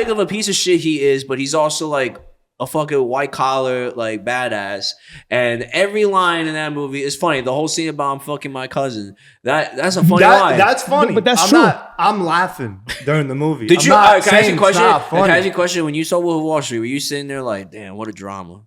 Or were you sitting there like, I know, I said, yo, what a good movie. Yeah, you were laughing, right? You laughed throughout the whole movie. Of course. Bro, How So about what's chop a your fucking comedy? credit card? yeah. Chop. I'll show you some fucking chop. Yeah. Chop your fucking credit card. Chop your fucking credit card. How about that? I'll show you some chop. bro. A little bit of chop. What do you know about chop? Or the scene where he's like, he's like, Mom. He's like, Ma, we got chicken or what? yeah, hey, Mom. Let me ask you something. Or when they're doing fucking are they doing heroin or what was that scene when Sides. You spend 20 in the back. when they do crack? They do crack. A lot of the stuff that they do in the movie from a different filmmaker it could be a drama. But the brilliance of Scorsese is that he's able to find, and this is why I feel like Spielberg is the most successful director of all time. Yeah. Yes, but I also think he's the most versatile. No, he's not. Shut up. You can't go from fucking Ready Player One to Schindler's List, bro. Ready you Player understand? I'm sorry. I think what you no. meant to say is Schindler's List to Ready Player One. But remember, he offered that. He wanted Marty to do Schindler's List at first. That's a fact. Can't, that's not a fact. Actually, wait. Look that shit Hold up. on. I'm telling you. Yes, he said it. did. Bro, Yes, he did. Yes, he did. Spielberg, he was and not. then he ended up doing Cape Fear. Chat GPT. Yeah, he traded. They traded. You're gonna question too. Scorsese fans Spielberg. I'm telling you, bro. Literally, like the movie that made him. Cape Fear was gonna have Bill Murray. And Bill Murray's gonna be in. Yeah, he was doing that. And Scorsese was doing Schindler's with Daniel Day-Lewis, and then that was part of Marty's deal with. They switched. They switched the project. That happened a lot. That happened a lot. They quote. So let me let's go back real quick. They're both versatile. I don't think there's any doubt they're both versatile. But if you put Spielberg in like the question of like who is the most successful of the directors, he's definitely the most successful. But the one that I feel like whose films to this day still, even with his new films, that he's still pushing things, he's still kind of like elevating his game, is Scorsese, like of the Brat Pack, because he's able to apply a certain contemporary style into his old way of filmmaking versus Spielberg makes really great productions. But there's still like that, and he doesn't have no seasoning. It's a little sappy. Yeah, and I'm guilty of liking them. I love Spielberg, bro. I love West Side Story, bro. I actually saw him when he was scouting the film. He was behind me talking to some guy. I'm like, wait, do I say hello? But it's like I don't want to be weird. I don't want to be rude. Like he's like in mid conversation. I don't know his process. He's really scouting for West Side Story. And I'm like, wait, this fucking Spielberg behind me. I saw him in a restaurant one time. Really? Yeah, he was just sitting right there. I was like, oh, Did you tell him that Mario has no? He's not. I said, Mr. Spielberg, I think you're the fucking GOAT. Wait, real quick. So Spielberg thought he wasn't mature enough to do Schindler's List and tried to pass it off to Roman Polanski. Oh, and Marty, and Martin Scorsese and Sidney Pollack. But glad he didn't. But then he didn't because he said that like he wouldn't want to give up that opportunity. And then but also and Cape Fear is a really good. I really like that movie. You feel me? Like so I'll hold myself accountable and I'll take back what I said earlier about the Spielberg shit. That you're a hack. But fuck you. But I will say, wouldn't it be so interesting to see if Marty did Schindler's List? It would have been different. No, I wouldn't have wanted to see it. Interesting. I don't want to see that movie. I want to see that. I think it would have been darker. It would have been. I mean, that was already dark, but I mean, I don't know. It's a dark movie. I don't think Marty. I think he doesn't understand why. He doesn't understand. It's a culture thing. It's like culture. He doesn't Denzel said it. I think best. Like Spielberg was the only right guy to do Schindler's List. Marty's the only right guy to do Goodfellas. Just like how with Malcolm X, they wanted Norm Jewish. They wanted Spike Lee got it from him. Which is makes sense. You can't like no disrespect, but like a Spielberg, white guy can't even though Spielberg did The Color Purple. Yeah, but he also had black people on board, like Quincy Jones. He had like I mean that's a good. I like he's versatile. No, in the '80s Spielberg was king. Like to 80s and 90s to do like E.T., Indiana Jones, Jurassic Park. Yeah. That was 93. The same year. Close Encounters. That's the first. Yes, 70s. 79. No, 77. 77. I think. All right, guys. No. But motherfucker, you said from Ready Player One to Schindler's List. That's crazy. I'm just talking about versatility. No, color purple. Even like Hook. Like Hook was like underrated. Hook was like Hook was also targeted towards kids. To me, it was made for adults. In my opinion, my favorite contemporary Spielberg film is Minority Report. Minority Report. That movie is so fucking cool, and that's one of the first ones that introduces that new look that he does. That like bleach body. No. Saving Private Ryan did that. I'm sorry. Right. Saving Private Ryan. Also, great. That's when you get the streaks. That's when you get the But yeah, I really loved Minority Report. No, I like the movie. So like I like the movie. I like Munich. Munich was great. Yeah. I mean, Spielberg, bro. Oliver Stone was supposed to do Munich. He was supposed to do War of the Worlds. I don't like that movie. Nah. See, I'm not a fan of that one. Oliver Stone said he wanted to do War of the Worlds. They're not big on that one. Oliver Stone was going to do Malcolm X too. A Malcolm X film. Wow. With Denzel Washington. So he's going to do like another, like a different one. He was doing it right after JFK. That's what he was saying. But this was like right when, but Spike did it. So we need like a good. I don't know. I feel like there's no good Dr. King movies. I mean, we had Selma. I like Selma, but that felt like a TV movie, though. I mean, but I think not like a Malcolm. No. I think so. When it comes to like Malcolm, like I think nobody's really like getting to the nitty gritty. Like me, like I like the adult shit. Like I don't care about like I mean, I think these people are more. He was more radical than we paint him to be. Mm-hmm. You know, you got to be radical to be able to just like. You think Malcolm was a little more interesting to learn about? Like he's got more fascinating stories. Yeah, because Malcolm is Detroit Red. He has layers, like more layers, but in a different way. But so does Malcolm. I mean, Martin is a genius. I mean, he's like literally like did he graduate like 15 years old or some shit like that? Like he's a doctor. He's really, really smart. You can't be a dumb guy doing what he did, you know? Like, bro, then like even just talking about like his mother got killed, like it was just a lot that unpacked from Martin. But he was more, I think, more radical. Like in order to have a successful, he's the first one to have a successful nonviolent movement. Like, and that takes a very strong person. Being hit with bottles and rocks and just like. I would love to see like a movie about him that isn't about his life. Like I would love to see him. You know the thing with biopics is I'm more interested about like a moment. Yeah, right. Me too. That's why I think Lincoln is fucking fantastic. It's about a moment. All right, I want you to watch it again. But the reason why I really like Steve Jobs, is because Steve Jobs the one with Michael Fassbender. It's because Ashton Kutcher looks a lot like him. He was walking like him too. You could low key you could take either one of those 3 chapters in that movie and you could have made a movie out of each and one of those, and it would have just been about how his character not involves, but just like who he is in the workplace. And I'm, if it's about a real person, I'm more interested in knowing about like, okay, like who was he in this particular moment? How did he talk to people in this particular moment?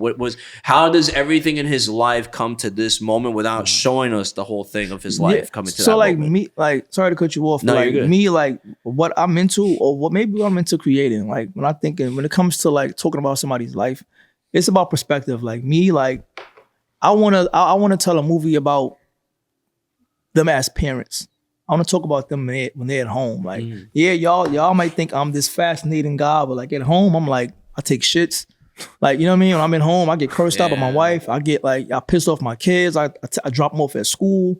You feel me? Like, I like that. I want to know like the man. Yeah, I care about that. Like, we've read about all it. We've seen this shit already on TV. Like, we've seen these speeches. We've seen them. Like, I don't care about reenacting no more. I want to just see them with what we don't see. That's why people want to see how they take a shit. I mean, for real, like just like what life is about. Like how do they even buy groceries? Like when like the world hates you. Like where do you even get your food? Can you even go out? Can you even do that? I think that's more polarizing than like Leonardo DiCaprio. Are you jaded? Like is there how it's like how hard it is for people to like kind of like put their pride to the side? I want to see the moment where it's like, no, fuck that. I want to be like, but then they have to calm down. That's why to go back to Goodfellas real quick, that's what makes Goodfellas so special, is that it's not about like the because there's 100 movies that came out afterwards about guys pulling up, just like let's do the mafia stuff. But no, in that movie it was about let's see like how they cook in jail. Let's see about how they talk when they're doing their hair. Let's see all those little nuances. You know, the nuances is what makes it so culturally, I guess, relevant and impactful, and that provides a character and story. You know, so that's I think it's odd enough. A lot of filmmakers don't really want to do that. They want to show the flash. Yeah. They want to show like the big moment. Well, sometimes it's just like, you know, it's the big selling point. Like, you know, that's why people. That's what most people want to see. They want to see that the big drama shit that everyone's talking about. There was I think Elvis dropped the Mr. Mark though. Still. Yeah, the new one. I think Austin Butler though did a good job. He did. No, he's a good actor. He did a phenomenal job. Okay, really good actor. Yo, can I bring up something that's been bothering me for real? Yeah, and I think as fellas, we gotta really like do something about this. Oh boy. So what are you about to say? Now, so it doesn't sit well with me. I don't care. I don't care about like how any community feels. I don't like the fact that there's a better film about Barbie than Superman. That bothers me. Like, what the fuck? Why is Superman film so boring? Like, the man can do anything, but the movies it doesn't translate the film well. I tell you why. Because it hurts my feelings. They don't know how to write him. Exactly. That's the problem. But Barbie has a better film than Superman. Barbie was very good. Barbie was what the fuck? Barbie was mid. Okay, wait, but still. Barbie was mid. Okay. Yo, you seen it once. Up. If you like it was mad good. I have a rule of thumb. If you really like a movie, you watch it more than once. If you just seen it once and you say it's really good, it's great, bullshit, eat my ass. You didn't watch that movie enough. You didn't watch that movie enough because how many times did you see Oppenheimer? Twice. Okay, so but I like Oppenheimer more. How many times did you see Goodfellas? Yo, like 10,000. Okay, that's a great movie. Barbie's not great. But Barbie's fine. But there are other people out there that watch it. Yeah, I know. I'm not talking about them. I'm talking about you, bro. But Barbie. So Barbie was a great movie. No, it wasn't. I'll watch it again later tonight. Watch it tonight. But you think Barbie was a great movie, right? I thought it was better than Superman, which is fucking crazy. Like what? But which Superman are we talking about? Yeah, you're talking about I don't think anyone is anyone. Wait. I don't give a fuck what y'all. No, stop. Man of Steel isn't too bad, bro. I've watched Richard Donner. Listen, the first Superman is a classic, but it's like it took too long for someone who's like not into comics for real. I was never into comics for real. So I'm watching Superman. I'm like 6. It's like, when the fuck does he become Superman? Like, why is it so long? Like, yo, that movie is boring. Like, what the fuck? It's boring. Have you read All Star? Dude, my favorite Superman story. I think James Gunn's gonna reference it in the new movie. I don't know, but he's making a Superman. Yeah. All Star Superman All Star. It is the best. I read it and it was a page turner. It was so well crafted. It was so well illustrated. It's all about him. They make him goofy. Okay. They give him a personality. Okay, let me say something very quickly. Well, not goofy, but they give him some funny quirks. A film about Superman should be the best thing we've ever seen. I don't understand what else you're talking about. There is a movie about him, low key, but it's not about him. It's called Unbreakable. A Superman film M. Night Shyamalan should be the best movie we've ever seen. He can do anything. He literally is Superman. Why is the movie not translating to film? Like even like Ali, that film was just okay. Oh, like Will Smith. A film about Muhammad Ali should be the best film. Like, yo, I was disappointed. Like, yo, like what's going on? Like, yo, like they're dropping the ball on this, and like this is why some people don't even care about film, because like the movies that's supposed to like live up, they're not. Barbie has a better movie than Superman. I think you have to think about crazy. What Barbie is about. Barbie's not about Barbie. Bro, the story, it's a lot more than executed better. It's just executed. It's, Barbie, bro, it made everybody feel, but it had like 1,000, like, I would have never thought of that. Like, when you think of Barbie, you think of the prototype, which is who Margot Robbie is, like, and was. But like, and it's like, no, there actually is like 1 million Barbies, but it's like, let's talk about all of them. Like, that was fire. Like, and like the way Greta really delivered, like, she really could do anything now. Mm-hmm. She did that. Like, you know what I mean? Like, and like that was crazy. Like, she made Ken interesting, and he's like, we hate him. And he was oddly enough, I thought he was more interesting than Barbie. Exactly. Yeah, exactly. It's weird. That's a movie that I really love how it was. Like, I found it all very different and interesting in terms of how they made the world kind of like. At some point, you just had to buy into like certain things that they were doing, and it was more substance. You know, like it's the movie's whatever to me, bro. But I understand why. I see where it tackles on something that is relevant now and is smart. It's a very smart way to depict it. It's not a movie about the actual toys. It's about something more. The reason why the Superman movies don't work is because they see how the Avenger movies were at Warner Brothers, and they said, okay, let's throw in Superman. Let's throw in They just want to. It's like a Happy Meal. It's a Happy Meal toy. They just want to throw in the effects and everything, and they need to get a good looking guy. And it's not about giving him any characters. It's not about It's just about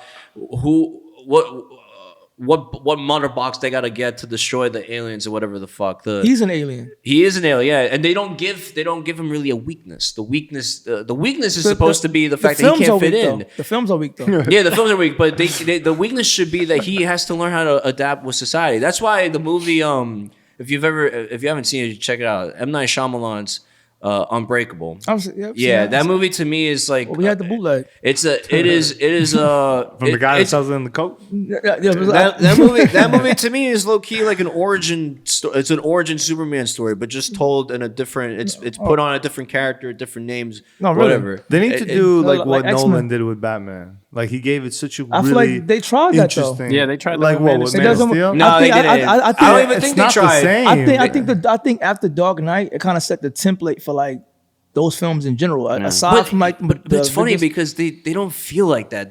Superman. It's just corny, bro. Dark Knight was like a very grounded. That was a grounded crime film. And then Man of Steel, the only fucking thing that it had to do with anything was that it had Nolan's name in the executive producer. I hate people always get that. People are like, whoa, but it's really not. And it's also too fucking dark. Like they're too focused on making things. That's the problem, dude. Barbie was good, fine. But they're gonna make more movies like that and they're gonna fucking suck and everyone's gonna have the same thing. Well, they're gonna try to do just like Barbie. It's the same thing. Once you have a really great comic book movie, then assholes are gonna be like, yo, we gotta make Superman just like that. We gotta make him dark. We gotta make him gritty. And they tried everything. What is the one thing that makes a really good superhero movie? Fucking characters. No. I don't know why I'm getting mad about that. Bro, sorry, I got heated. There's only one thing that makes a really good superhero movie. It's the villain. True. Superman tried everything. Really good villain. No. Superman tried everything. No. It's the most interesting part. No. You see, you're the problem, bro. Spider-Man 2 works because Spider-Man is relatable and because you care. The villain should be. Yo, wait. Stop.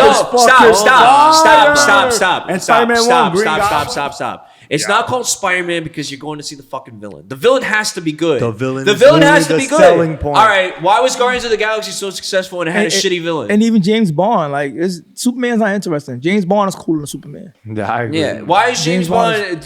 All right. Yo, the Dark Knight. I'm sorry. Is not good. I'm sorry. No. Without the Joker, he plays a big part. Literally the biggest part. It could have been called the Joker. Yeah, he plays a big part in it. It's the biggest part. He plays a big part in it, but there's a story that exists with it. You're not. Of course, but he's literally if you take the pizza pie of the Dark Knight, so your theory. Okay. Joker's literally the fucking sauce. I get your theory. So your theory is it don't matter if you have a shit movie as long as you have a good villain. No, you have to have. That's what the most important part. That's what you're saying. I said what makes a really good superhero movie. The Green Goblin is a great villain. The Green Goblin's a great villain, but is that movie any good compared to the second movie? I don't think so. But I think it's also in part because like Doc Ock has like a kind of like a conflicting sort of narrative where it's like talking to the mic.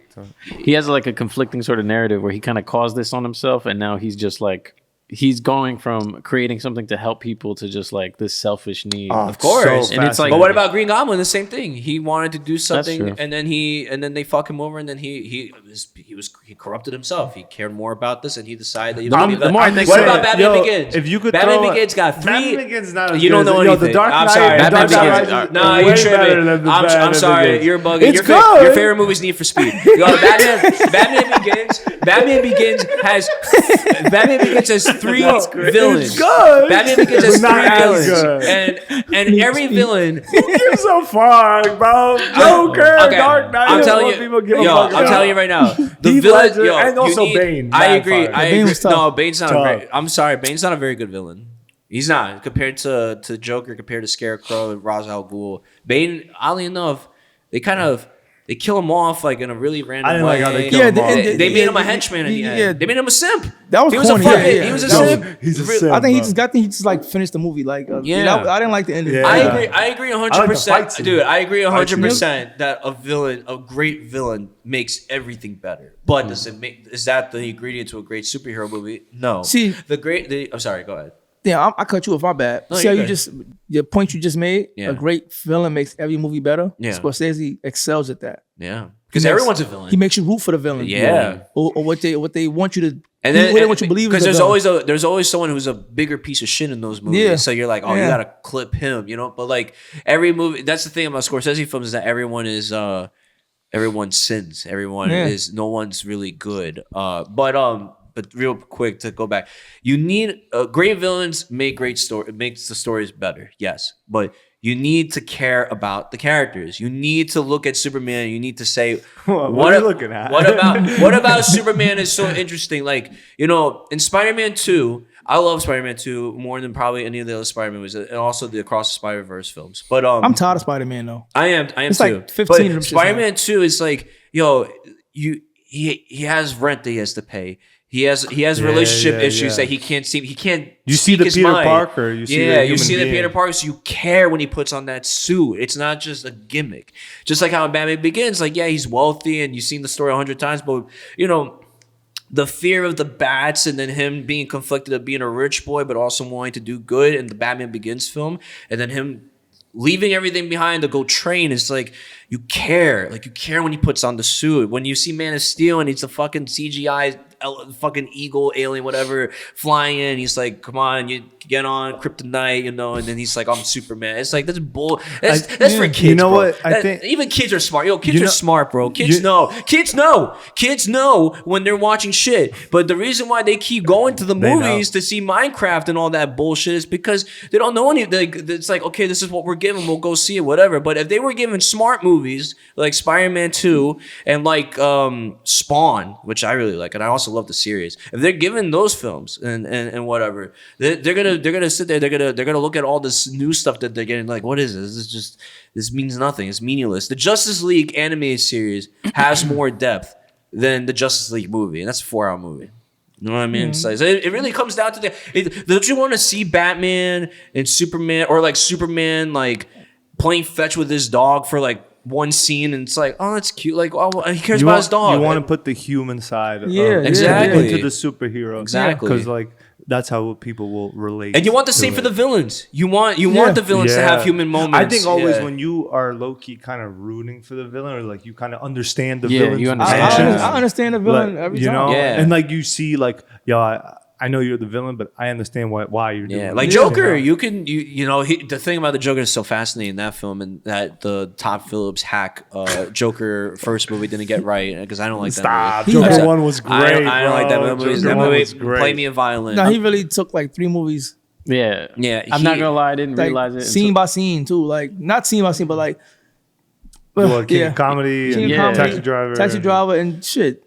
Mean Streets a little bit? No. A little bit. Well, what he did is he took Key and Comedy and Taxi Driver, and he basically ripped them off. Yeah, made them one movie. And then he made a real. I will say the scene of the late night show is a really great scene. That's like a really. But I hate the monologue that he gives. Sorry. I don't like the monologue he gives, but I love like the outcome of it, because it's so.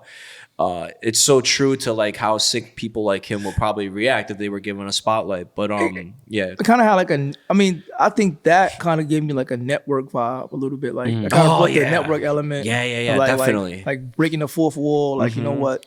How we kind of, you know, if someone acts radical or someone's saying things that like. That any like Joe Schmo in the world that's going through some fucked up thing, and they're listening to that and like, whoa, like this person gets me. Like there's an integral rage, you know, that is bottling up in people. And I think when that movie came out, and even though I thought it was so in your face and so lazy and so cheap, but while at the same time it also did something. It showed people that like, people really feel this way, and it's really fucking sick and kind of like scary. But at the same time, it's almost relatable, because you know it's hard times, right? But that Joker in The Dark Knight has no backstory really. There's no like. human moment that he has, because we never really see him alone. He's always, anytime the Joker is in that film, he is addressing people something. And it's like he's more of a prophet. He's more of an enigma. He's more of like an idea. And I think the idea becomes so much more true as the years go by, of this idea of carnage, you know, this idea of that there is no good, that even the good can be brought down, and yada, yada, yada. And that's why the Harvey Dent transition is so powerful in a movie like that. But I think that's what makes Batman interesting. Like, again, I don't really care about comics. I'm not big on them, but when I watched The Dark Knight, I like the idea of him just being like considered a vigilante. Yeah.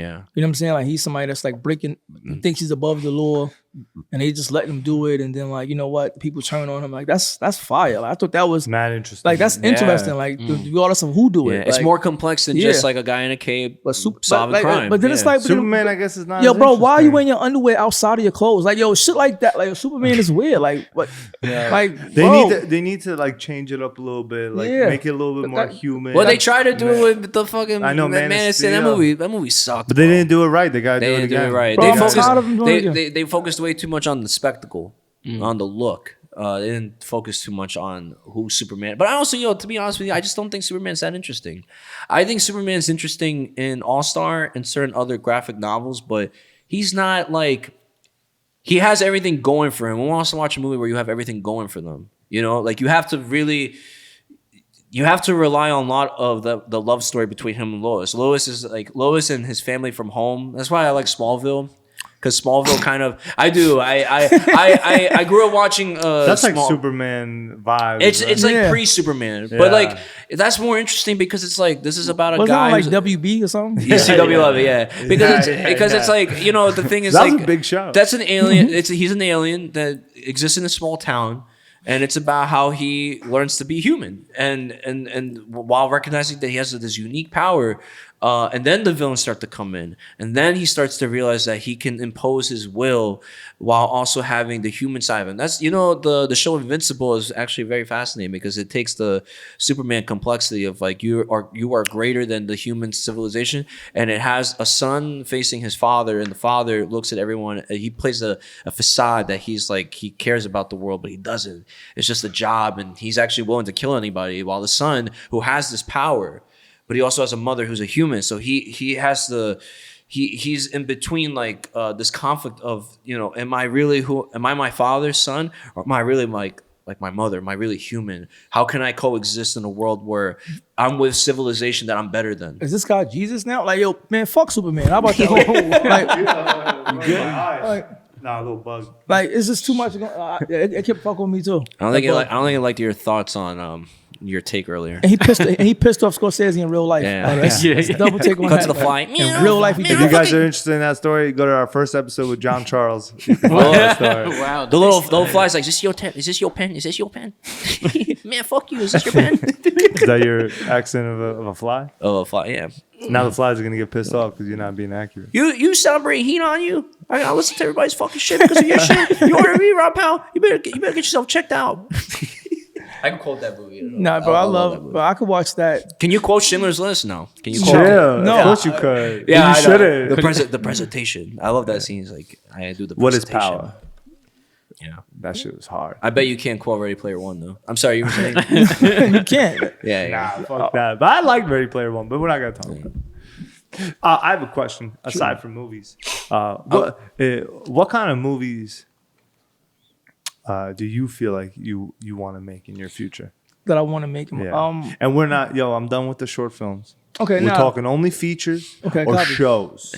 Because I'm a big fan of the shows too, but features or shows. What kind of movies do you feel like you want to make? That I want to make. To be honest, if I'm gonna dedicate a year, 2 years of my life to one thing, it has to matter to me. Like, now we can make movies in like 3 months. I mean like you. I mean the big directors, they get 3 months to shoot. They get a year to edit. Like, that's why movies are so great. They have so much time to like work on them, you know. Yeah. But if I can make, do you mean like a dream project? Yeah, like what kind of films do you envision making it for your future. Like, for example, it's I'm not trying to be a director or anything. I don't think I've ever any intention on doing that. But let's say I do have an opportunity to at least like maybe like produce or be a part of a film that I can put my name on. Like, I would love. I've always wanted to do a war movie. Like that's like a big thing for. I love war movies. Now I don't love war. I'm very anti-war, but I love the concept of a good war movie because of the message you can send. So I love biopics. I mean, honestly, like all of the above. I mean, like the human history that we know of has been basically 80% war. So there's so much to choose from. Humans love to fight. There's so much to choose from, and it's like why? But it's like my thing is like we got everything built already. Why we can't just chill? Like we got everything. So true. We got Wi-Fi and shit. Like think about it. We got plumbing. We take plumbing for granted. Refrigeration, electricity. Why we still fighting? Heating and cooling. People take that shit for granted. Why we can't just chill? Like, but honestly, I think the largest scope of a film, like, don't get me wrong, I want to learn more about history because, like, I think the largest scope, I would love to make a film about. I don't want to say like aside from like my ancestors in America, like the first American. Well, damn, I don't want to give it away. Fuck that. I'm not telling. So anyway, I would love to do a film about the Anunnaki, but like interesting though, like the who? Anunnaki. Like what is that? I'm not familiar with that. Like the Sumerian gods, like the people that like that. There's evidence that like genetically engineered us humans to like be slaves, like you know what I mean, like to really just be like we're a slave race. You talking about like the theory that aliens that we're just a farm? Yeah, for soul farm. Is that really a theory? Like that don't make sense to you though. Like, is it really a theory? I mean, it's definitely a theory. We work until you die. Like, is it really a theory? Like we. Like you know what I mean? Like I'm gonna see. By the way, I'm gonna grab milk. I need coffee. I mean, like we're like. So how far fetched is that? Like, where's the evidence that we are not that? Mm-hmm. You know what I'm saying? Like, there's no like, bro. We just been. What is it? Adam's Circle? That's a gold mine. That's like hundreds of thousands of years ago, and it's like they were mining gold. That you know what I mean? Like, where did you get the idea to mine for gold? Why do you even care about gold? 200,000 years ago. Mm-hmm. Like, who put you up to that? And mind you, humans, we have slave genes. So it's like, you know what I mean? Like, that comes from somewhere. Mm-hmm. I'm sorry. No, you're good. Business. You said it's the Anunnaki? The Anunnaki, yeah. I mean, there's a film on YouTube, like, the Anunnaki. Like, I mean... It's interesting. It's interesting. You could throw like you get a really good script around that. Like, that could be very interesting. That'd be interesting. I mean, but you see like the Sumerian tablets and everything. Mm-hmm. You see like Gilgamesh, mm-hmm. like he's like a descendant of like an Anunnaki. Like he's hell. Mm-hmm. So it's like that's the largest scope of a film I could think of. But like I want to do a film that takes place. Essentially Terrence Malick. Did a film about my grandparents. Seriously, fun fact, like Pocahontas is my grandmother. It's my 14th great grandmother, and to see like Christian Bale portray my grandfather, it's just fucking. You're related to Pocahontas? Yeah. You for real? Yeah. You got proof? Yeah. I want to see some. I want to see. That's kind of fucking sick. Hell yeah. So, I want to see a DNA ancestry. No, I'm working on a film. A huge project. Well, I think it's huge. You know, I'm trying to do it for like as cheap as possible. I can't afford it, but I'm just trying to figure out easy ways to do it. Like, you know, but that's a real passion project. That's a super period piece. You know, like, so I think that's the largest scope I can think of. You know, that's accessible. That realistically I can get done without like huge like financiers and shit. You know what I'm saying? Like did it take time? Like it took me 2 years to do one film. You know what I'm saying? But if like I know more now, I'm a little older. If I can just dedicate to getting one thing done. He took a shit in the middle of the podcast. Yeah, yo, it's fucked up, right? Nah, he's taking a piss. Like, nah, I mean, I heard toilet flush like 4 times. He definitely shitting. Nah, so honestly, I love musicals. Maybe that'd be a surprise. So Grease is my second favorite film. Grease. Yo, Grease is a good film. Like Grease. Well, it's Goodfellas and then Grease. Like what's Grease your first favorite film? Goodfellas. Goodfellas, okay, Grease. like, you know what's so crazy? Because I never really compiled a legitimate top 10 favorite film list. Like, I be trying to, but it's so many films. It's like, yo, bro, I can watch Forrest Gump anytime. I fucking love what a biopic, bro. I watched that the other day. I love Forrest Gump. Yeah, like Forrest Gump. Every time I watch it, I peep something new. Every single time. Titanic. So Titanic was my introduction to like theories, conspiracy theories. Really? So when I saw that in the movies, What happened? This one stopped recording. Ran out of storage. No, it just shut off. The phone died. I mean, No, it didn't even record. This one didn't even record. This one's still on 100. I thought you said you clicked them. I did. Hold on. This one says. Stand by, everybody. These two are recorded. Your coverage is recorded. Okay. It's our coverage, so it's not recorded. This one, yeah. What the fuck? It just went straight to.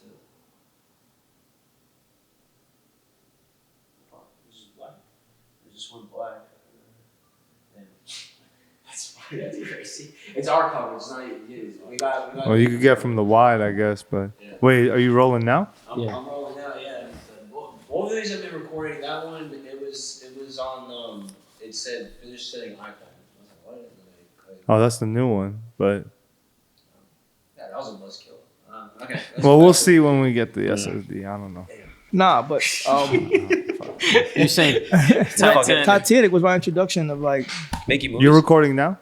Yeah, we're recording that. No, it was my introduction of like yo, like something ain't right. Like something ain't right. Like so, I'm very till this day. I'm like obsessed with like aliens, UFOs, and like and Titanic trivia, Titanic like artifacts, and something about that shit. You don't think Titanic sunk by accident?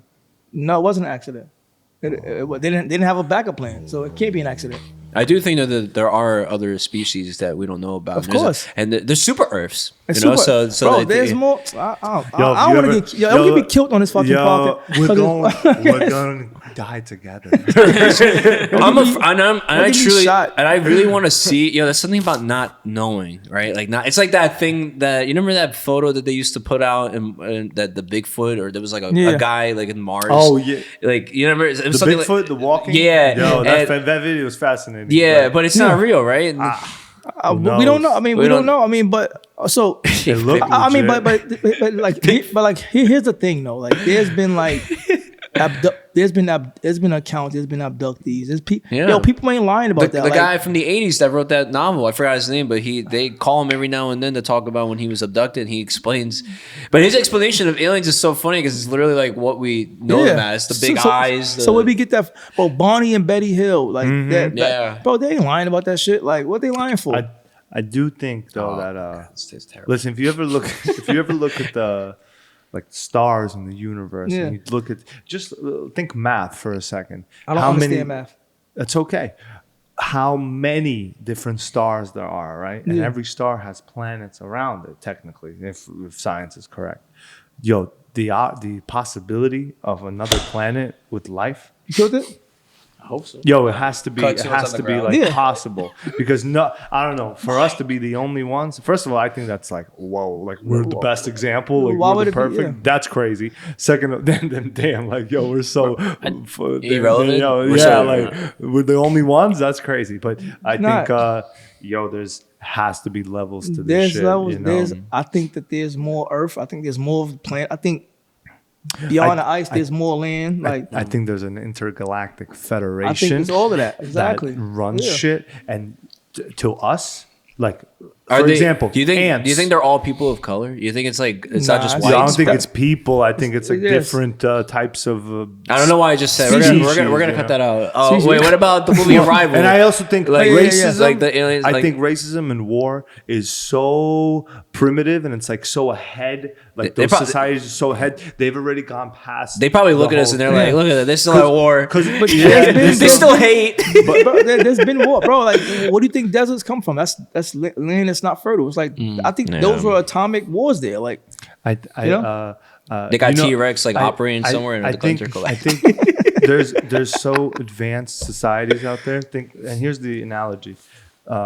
Listen, I'm just talking a lot of shit. So who knows the fuck is true? Fuck it. Ants. Let's say, for example, ants. Ants have communities, ants communicate with each other. They're literally little civilizations. Bro, ants are slave owners.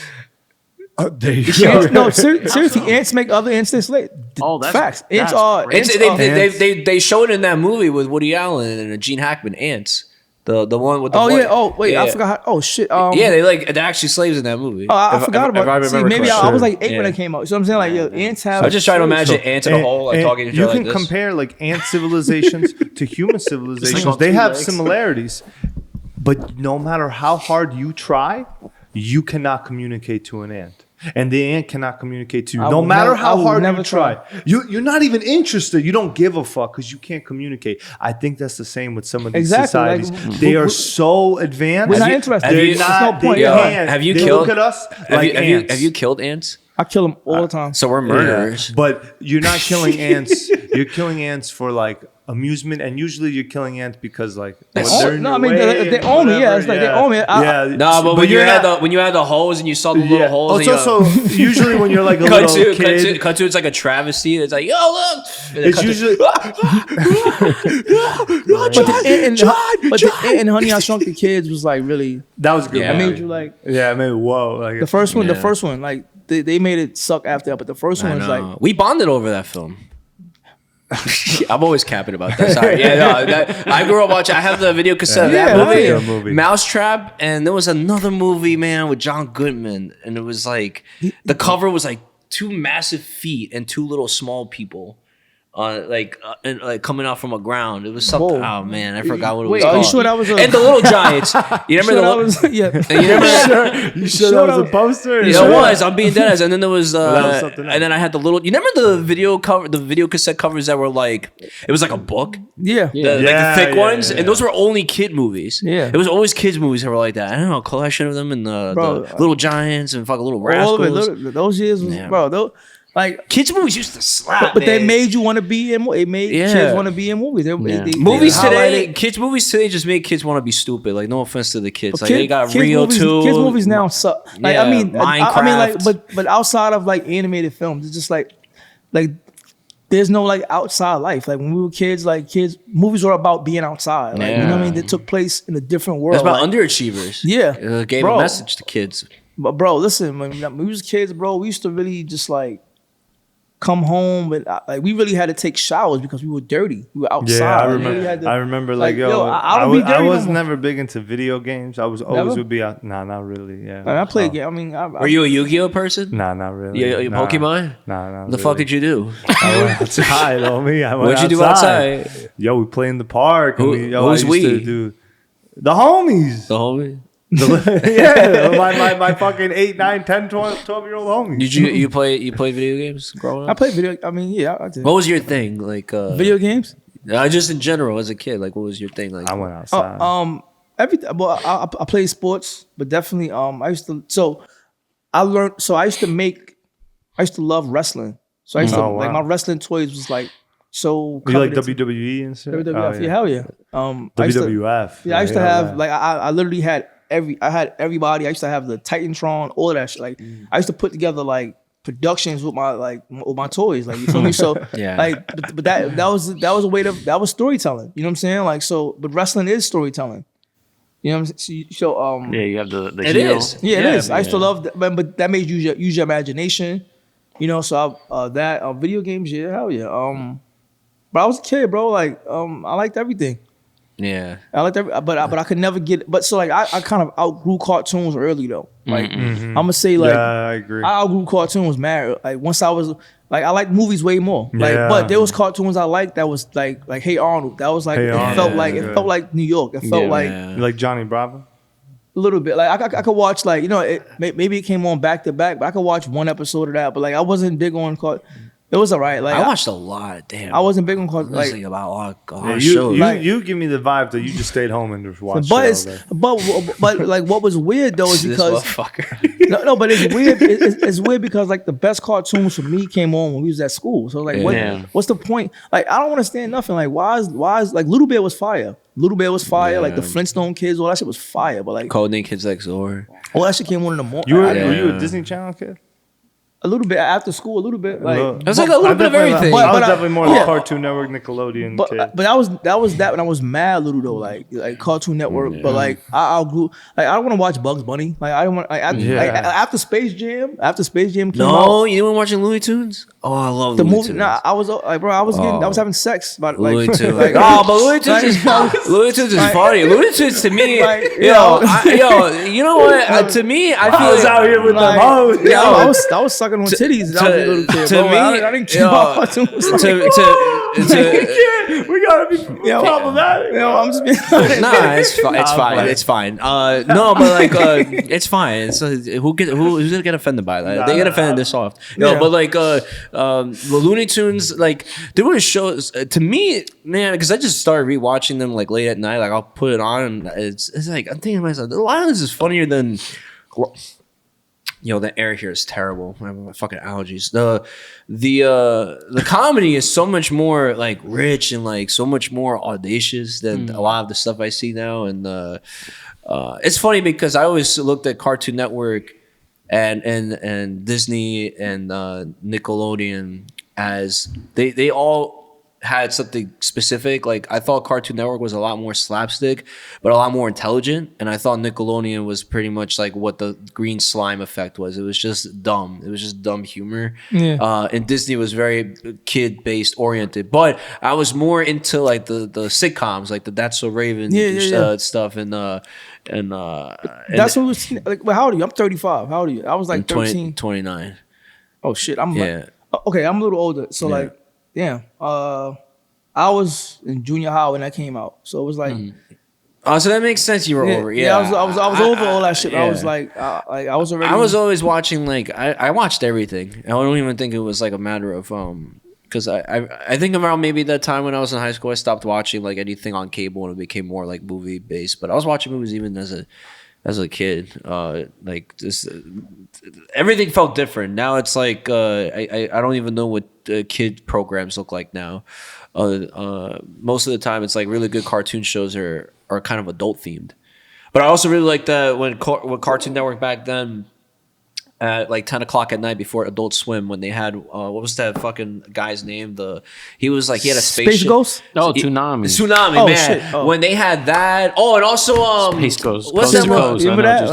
Bionicle? You remember Bionicle? You know Bionicle? The toys? I didn't really watch it. Oh man, you mean I know the action figures? Yeah, when they had their movie in the show, and they had like there was like a niche thing happening with for boys and TV. I remember and the action figures were huge. Those were huge. They had the movie, and I remember going to the theater to watch that, and then obviously Adult Swim happened, and then it was like my transition of what I was watching went more towards Adult Swim, like staying up really late, having the volume lower, and like pretending I was asleep and watching whatever was fucking playing at the time. Family Guy, Ventura Brothers, Boondocks. So whatever. I started watching Family Guy late. Yeah. Like I mean, like 2021 for real. Like, oh wow! Like I mean, I would see it and I would watch it in passing. It's good, right? Up, but like, yo, that shit is so. I didn't know how funny. It's Seth MacFarlane. Yeah, yo, I didn't know that shit was funny like that. It was really funny, but now it's not. Now it's like not so. He left the show years ago, and wait, who left the show?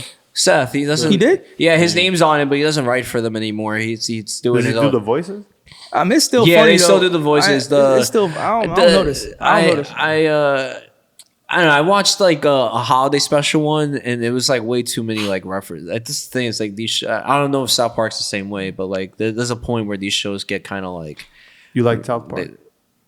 It's all right. I mean, that was my like. So I watched. I was way more Family Guy. So I love the beef that they have. South Park and Family Guy, they got beef. I didn't know that. Like cartoon beef is weird. Yeah, they don't like Seth MacFarlane. They shit on him a lot. I mean, Family Guy is better than South Park, though. And, I mean, in my opinion, Hot take. So I'll say that because I did like the movie Basketball. Wow. Yeah. They made that movie. Yeah. Team America's awesome. I love Team America. Okay, I will say this though. That wasn't as good as I thought it was gonna be. Team America? It was not to me. I was excited to see that, and it just wasn't. It was okay. It was a weird sex scene in the movie too. Like it was. Yeah, when they were shitting on each other and peeing on each other. Yeah, that was weird. They're Muppets. They're puppets that like shitting and pissing on each other, and it's like that was crazy. Like, oh man, that was so funny. It was fucked up. Think about comedies. I guess there's a couple of pioneers in the past like 10, 20 years who've done comedy. What do you think about like I think Seth MacFarlane, Matt Stone, Trey Parker, definitely pioneers. What about the Judd Apatow? Yeah, vibes? so I think like I'm a big Judd Apatow. No, like fan. me too. But like Seth Rogen, like anything, like I think he's so important to the industry. Like did y'all watch the studio? I hear good things. They watch. I've only seen the first episode. It's good. Okay, I like it. It's good. Scorsese. So the latest ones with the Golden Globe, like bro, like he's so cool. Like seriously, like I can't imagine the industry in the past 20 years with no Seth Rogen, but no Knocked Up and no 40-year-old version. Like they kind of set they kind of revolutionized like the high school comedy. Like because like Superbad to us is like our Breakfast Club. Like you know what I mean? Like in my opinion, I think it's better. No, it is. But Breakfast Club introduced like. Breakfast Club was like therapy for high school students. It was like them having a therapy session in high school, which was huge because it showed that teens had real problems and real voices. What's the lead actress's name? In Breakfast Club? Yeah. Molly Ringwald. I used to work at Apple at the Apple Store in Grand Central, and I sold her a MacBook. For real, yeah. And she used her husband's credit card. Yeah, she should. I was like, oh. I mean, Molly Ringwald is like, I love Molly Ringwald. Like seriously, yeah, she good. She looked good too. Yeah, like I love all of them. But anyway, Seth Rogen, like everything he had films like after Pineapple Express. No, after Pineapple Express. Pineapple Express was crazy. Bro, he had like a 6-movie run that sucked after that. But then he got it back. Then it's like he just like got it back. I was like, you know what? After I like This Is the End. This is the end. I think that was the one. I think that was the one that kind of brought him back. Like, no, Seth Rogen is back again. And then he like after that he just didn't miss after that. Like again, like it's him and Evan Goldberg. Yeah, they collaborated together.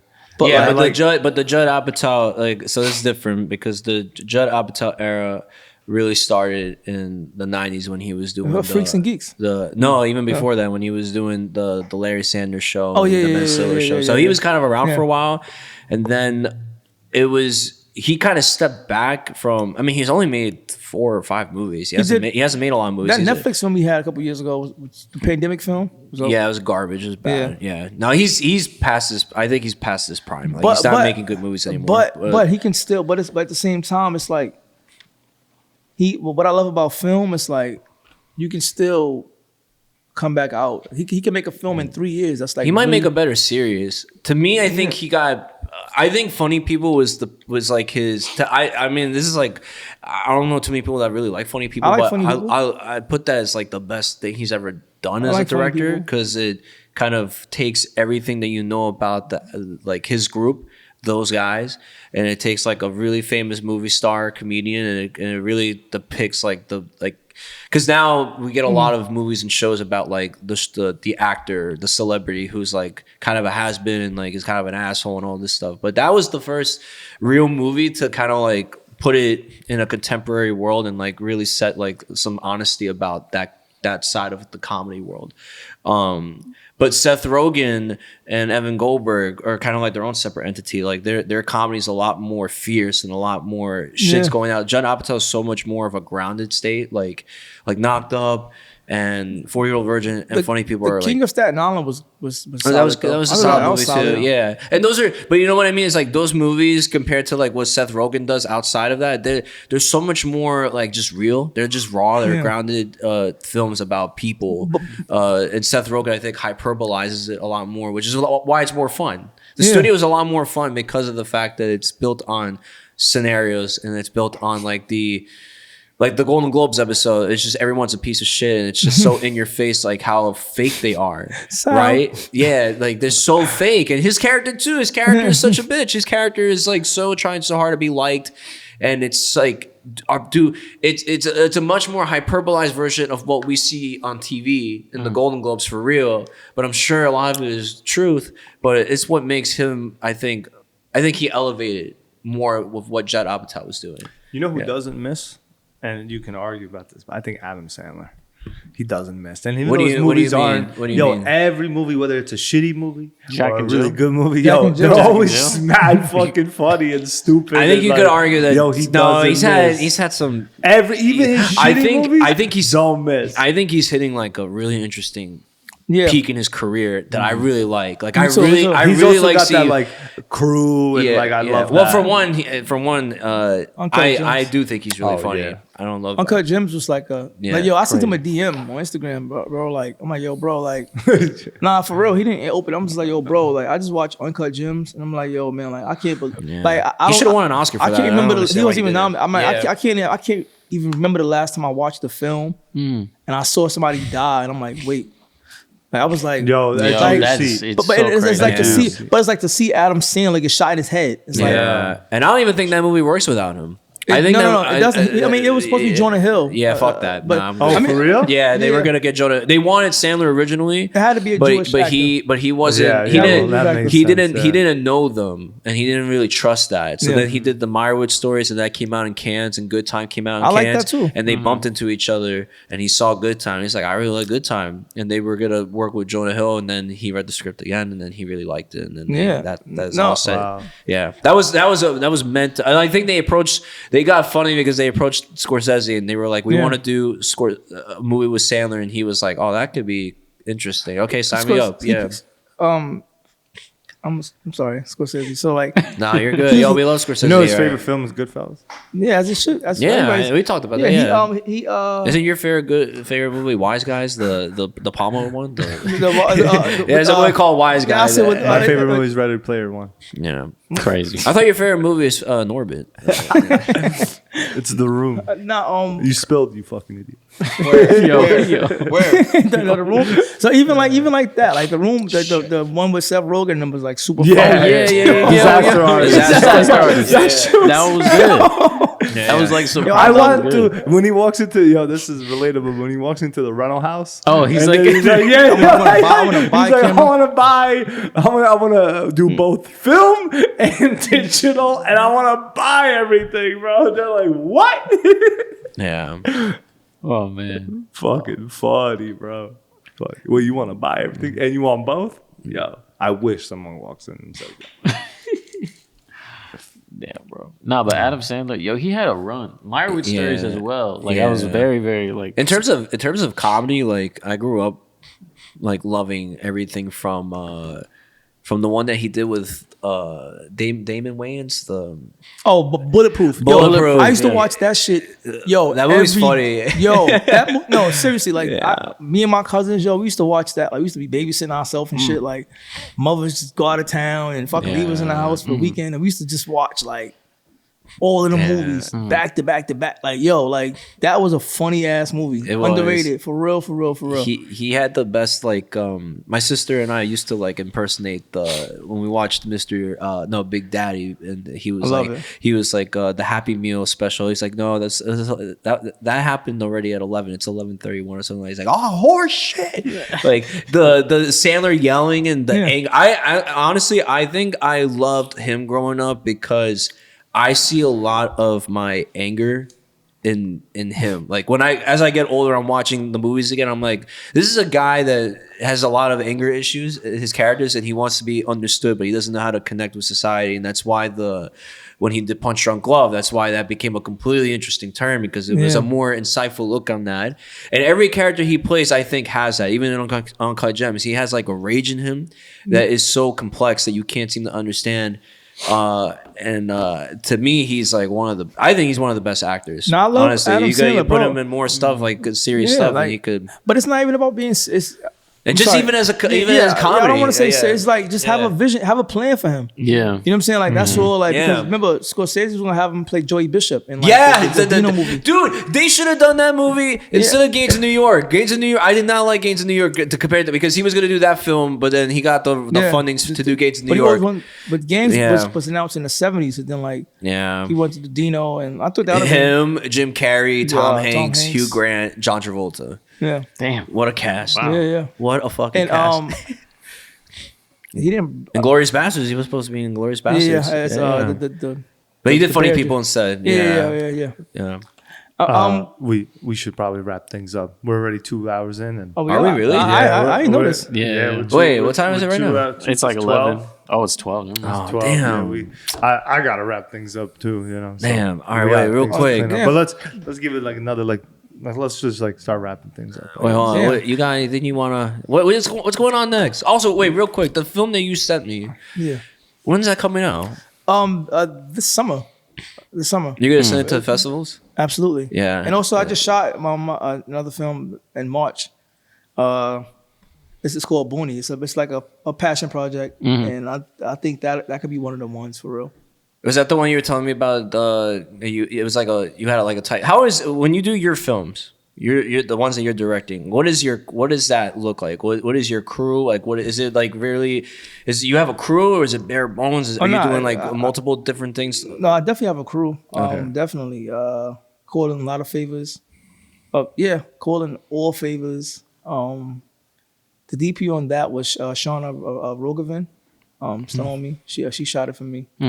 I had an 18-year-old producer on the movie. Oh shit! Sure. You know, half of the cast are not real actors. They were like people that I just know, and I know they understood the world I was trying to create. You know. So do you write the material, or Yeah. do you kind of and do they improvise it, or do you? Both. Like I write, and like you kind of like lay it out for them to play it out. Like just guide them. You know, give guidelines and kind of like, you know, walk in between the lines, or walk outside of them too. Do you rehearse with them, or how does that look like? So, that process? We rehearse before we shoot. Like I shoot on film, so it's like we're gonna rehearse it until we really, really figure it out. You know what I mean? Like but I don't think I work really. I like working skeleton, but like not on shit that's narrative and you like need things to be intact and like especially when it's a period piece and you like I just need to have, you know, things built, and I just need the set has to, the world has to be alive. It has to feel real. Like it needs to feel lived in. How many takes do you do? You do a lot of takes? No, I don't think so. No, not too many. Like I don't believe in like taking. I don't believe in. No, I don't believe in like. Doing I don't understand the 50 take thing. You got to give better direction. Let them know what you want to do, and let them know what you need them to do, and then do that. You see, that's why I think Kubrick low key is a little overrated, because the whole thing about I do 100 takes and so then that's not about anymore the performance. That's more about like, and this is why I feel like his movies are kind of hollow low key, because it's like you're more focused on like some kind of painting. You're focused on making a painting at that point. You're not really like this. I mean, I don't know. I've never been in a position to say like let's do 20 takes, but like 50 takes or that the fucking crane shot in Zodiac where they had to do like 60 something takes or something like that, and it drained Jake Gyllenhaal out or whatever, and it was like I never understood where that comes from. It's like what's the point behind that? So you know?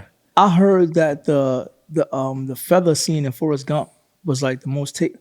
I heard it was like 500 takes or some shit like that. What? I mean, remember they had like blowers, like pause. They had like it was real. That was a real feather. Yeah, that like, wasn't like CGI. Nah, they really did that. Like you had to follow it. And, like he had like different wind fans and had to blow into his direction to his feet. Like that's a crazy opening though. Like, yeah. I mean, like that makes sense. No, that makes mad sense. But it's like you're dealing with like physics there. And then, but it's like, natural. And then it's a film that has so much CGI, and it's like they that was practical, which is crazy. But I think Robert Zemeckis, he's been off the wagon to me lately. Yeah, he's not the same. He's after Flight. Flight's a great movie. Yeah, after that, I'm drunk right now.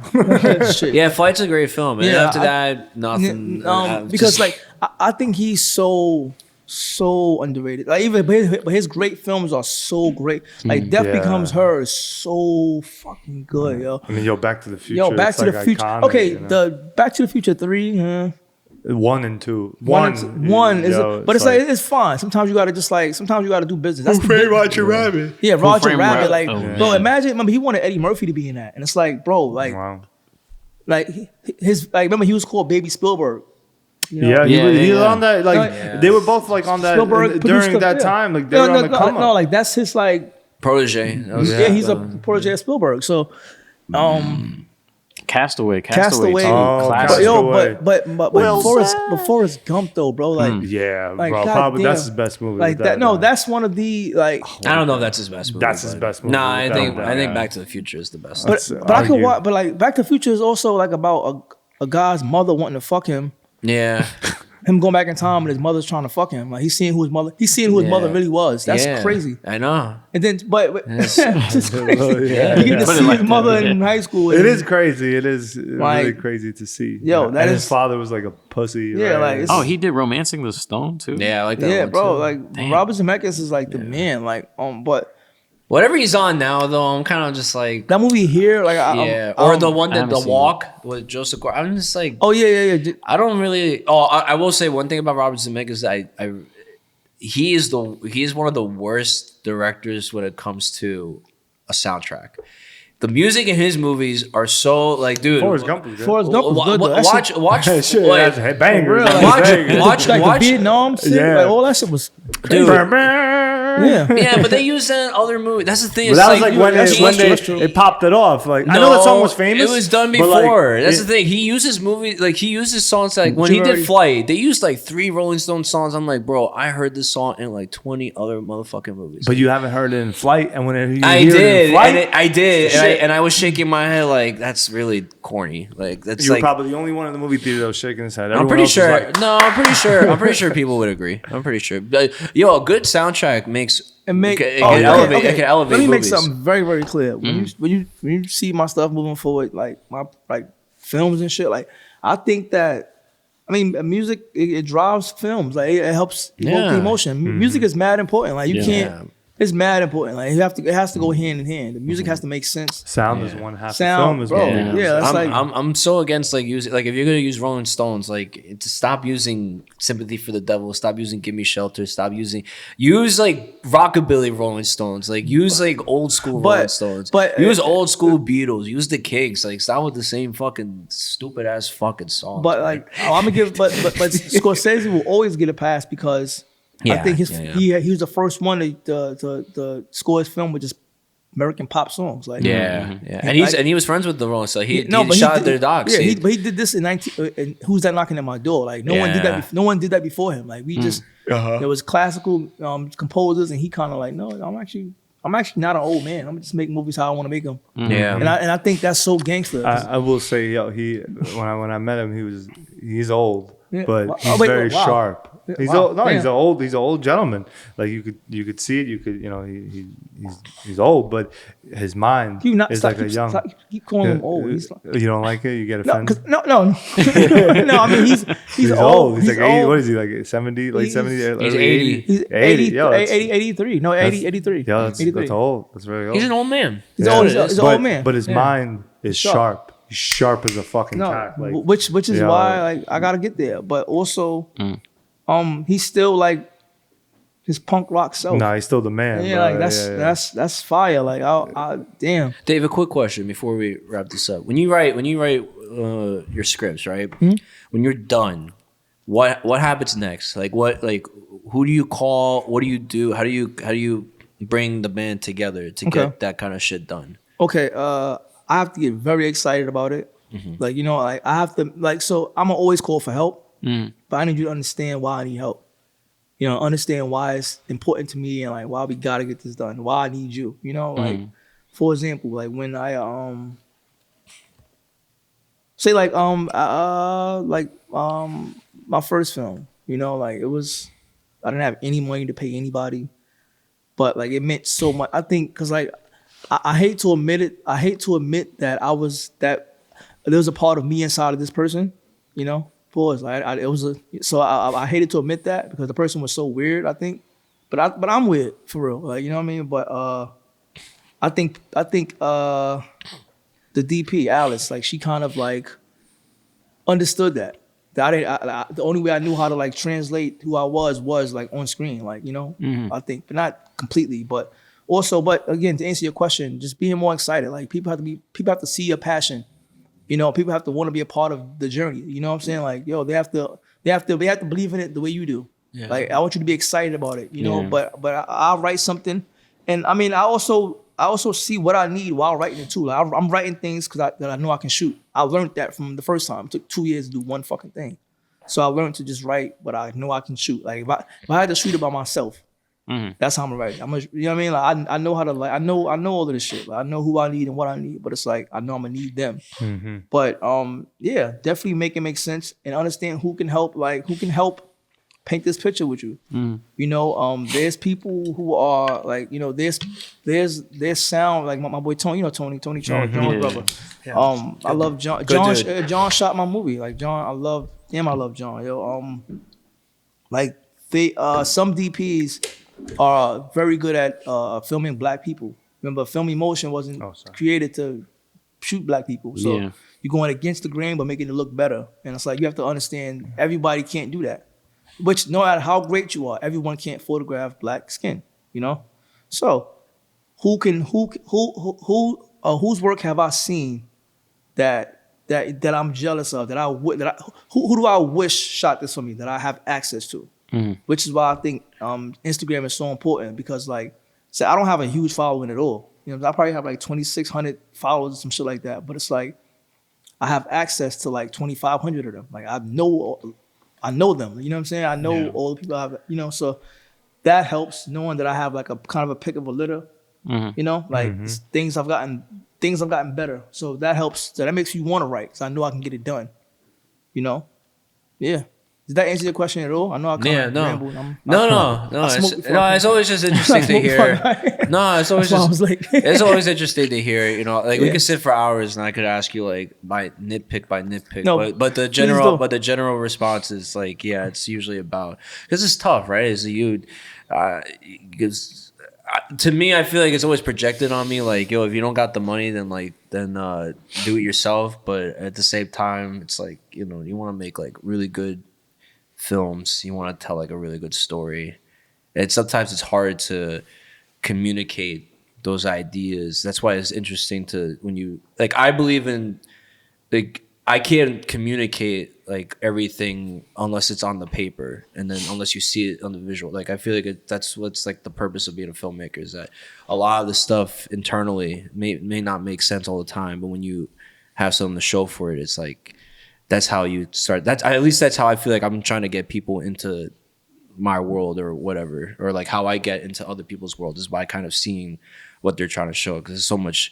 It makes more sense. Maybe not all the time, but I do agree. The passionate aspect is what makes you want to make films. Yeah, you know, because I've worked on like some really like I worked on some doozies, like some dumb movies, like and we all have. And with some dumb directors who don't deserve a fucking platform, but they get it for something because they're fucking trust fund babies, whatever the fuck. But who are you trying to talk about? I'm talking about a lot of directors, not just like from what we did, but like from other experiences in my past. And you watch it, and you're just thinking like, I don't understand. Like, do you people watch movies? Like, do you guys like it's about like do you have rhythm? Like, I just they don't. Like, you gotta know why you want to make movies. Like, I think you have to know. Like, it should feel like your last. Yeah, it should feel like that's what I learned. Like, yo, you gotta understand why I'm doing this. Like, why? You know what I'm saying? I also think I don't think any director or anybody who's trying to make a movie ever has the intention of, oh, I'm gonna make a bad movie, or like I'm gonna do a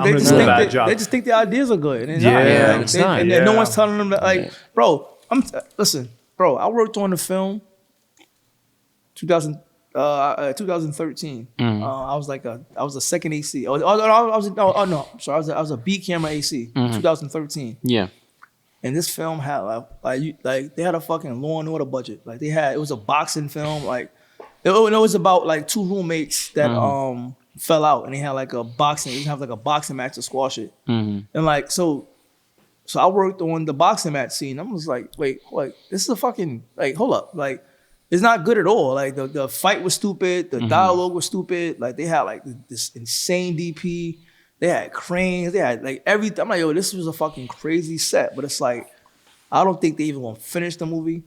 I don't think, you know what I mean? I just don't see. There's a lot of garbage being made. I'm like, yo, like I don't know. Which actually makes me really happy because, yo, if the fact that the garbage can get funding, Then that also fucks it up for the next person. Why did it take silence 40 years to get made? It's like occupying space. But it's like so that person who financed that, I mean, assuming that someone from outside financed it. Hey, whatever, whoever they get the money from. But it's like, I'm not doing that again because the movie sucks, or like it didn't make money, or because. But it's like, bro, like I just wish I saw more smaller films being made. I just wish I saw more like heart into. I like seeing heart into filmmaking. I like seeing passion.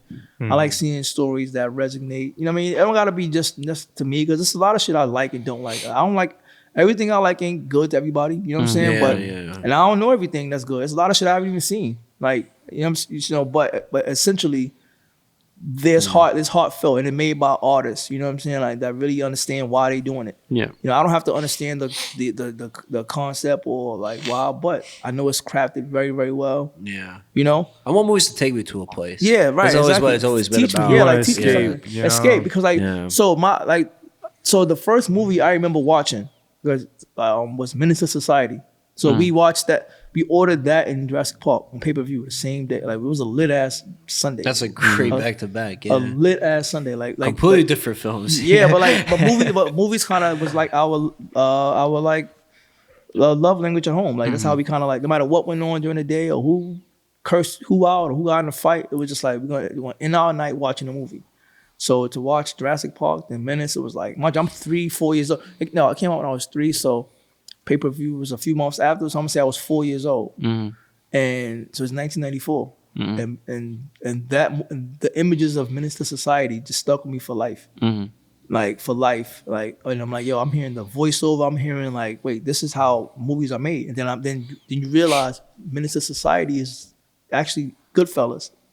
It's the same template from Goodfellas. You know what I'm saying? No, it's the same movie. Like it's the same movie. It's just the black part. On a different coast. But I'm like, yo, this is how you make movies. And then you watch Goodfellas. Then you watch then I remember watching you watch Fellini. You watch a Fellini film. Anything. It's like, bro, like my favorite films had voiceovers. Like they just. All the movie trailers had that weird voiceover guy, like this summer. I love voiceover. Work. I do. So bring it back. That's how I learned how to craft movies. Or even like how to write, which is by using a voiceover. Like, I started from like a different POV. Hey, let me tell you a story. Like that's how I wrote. Like for like 3 years in school. Like you know what I mean? Like seriously. But movies was a big part of. They raised me. TV raised me for real. Like I learned so much from TV. Like for real. Like seriously, school sucked. So I didn't start like reading like seriously until I was 16 or 17. Everything I grew up mostly with movies and TV as well. Like it was a foundation to learn things and David, let me ask you, what's next? What's next? What's coming up next for you? Well, I'm in post on my film. Okay. But the film I shot last summer is playing in Tribeca in June. Oh yeah, I know. That congratulations. It's good. You made it to Tribeca, bro. Yeah, that's amazing, bro. That's you gonna go? Hell yeah. Yeah. Yo, let us know, bro. I want to pull up. June 6th. I'm gonna send you the link and shit. Like, so that's cool because like a goal of mine was to see more of my work in theaters on screen. Like I'm tired of phones. I'm tired of watching anything on my phone. Like, you know what I mean? Like my phone is for like watching porn at night. It's for like TikTok. It's for like Instagram. But it's not to like watch a movie. You know what I mean? Watch shit that has substance. Like just to me. You know what I'm saying? So to see your work, then when you see your work on a screen, it's like, wait, this is how it should be played. You have an audience. You have movies hit different in the theater. You ever watched a movie in the theater and it's like if you watch it at home, it's like it's not the same. It's communal. It's not the same. But in the theater, it was the best thing I ever seen. It was the best thing I ever saw in the theater. But at home, it's like let me pause this real quick. I gotta use the bathroom real quick. You know what I mean? We're about to wrap this up. You want it in like 1 minute? You can hang out for he 1 wasn't. minute? He was talking. He was saying like, No. Oh, I thought you meant to go. Damn, Dave, like shit. You threw me up. I'm I thought you meant like you need to go use the bathroom no, right now. But you're Yeah, saying I like know. in the I theater, fucked it's up like the the whole best vibe. thing. yeah, I mean, Dan already took a shit, so he good. I'm not going after him. no. I just did a number one. I mean, okay. Well, yeah. It's all right. You can it's tell okay. us. I mean,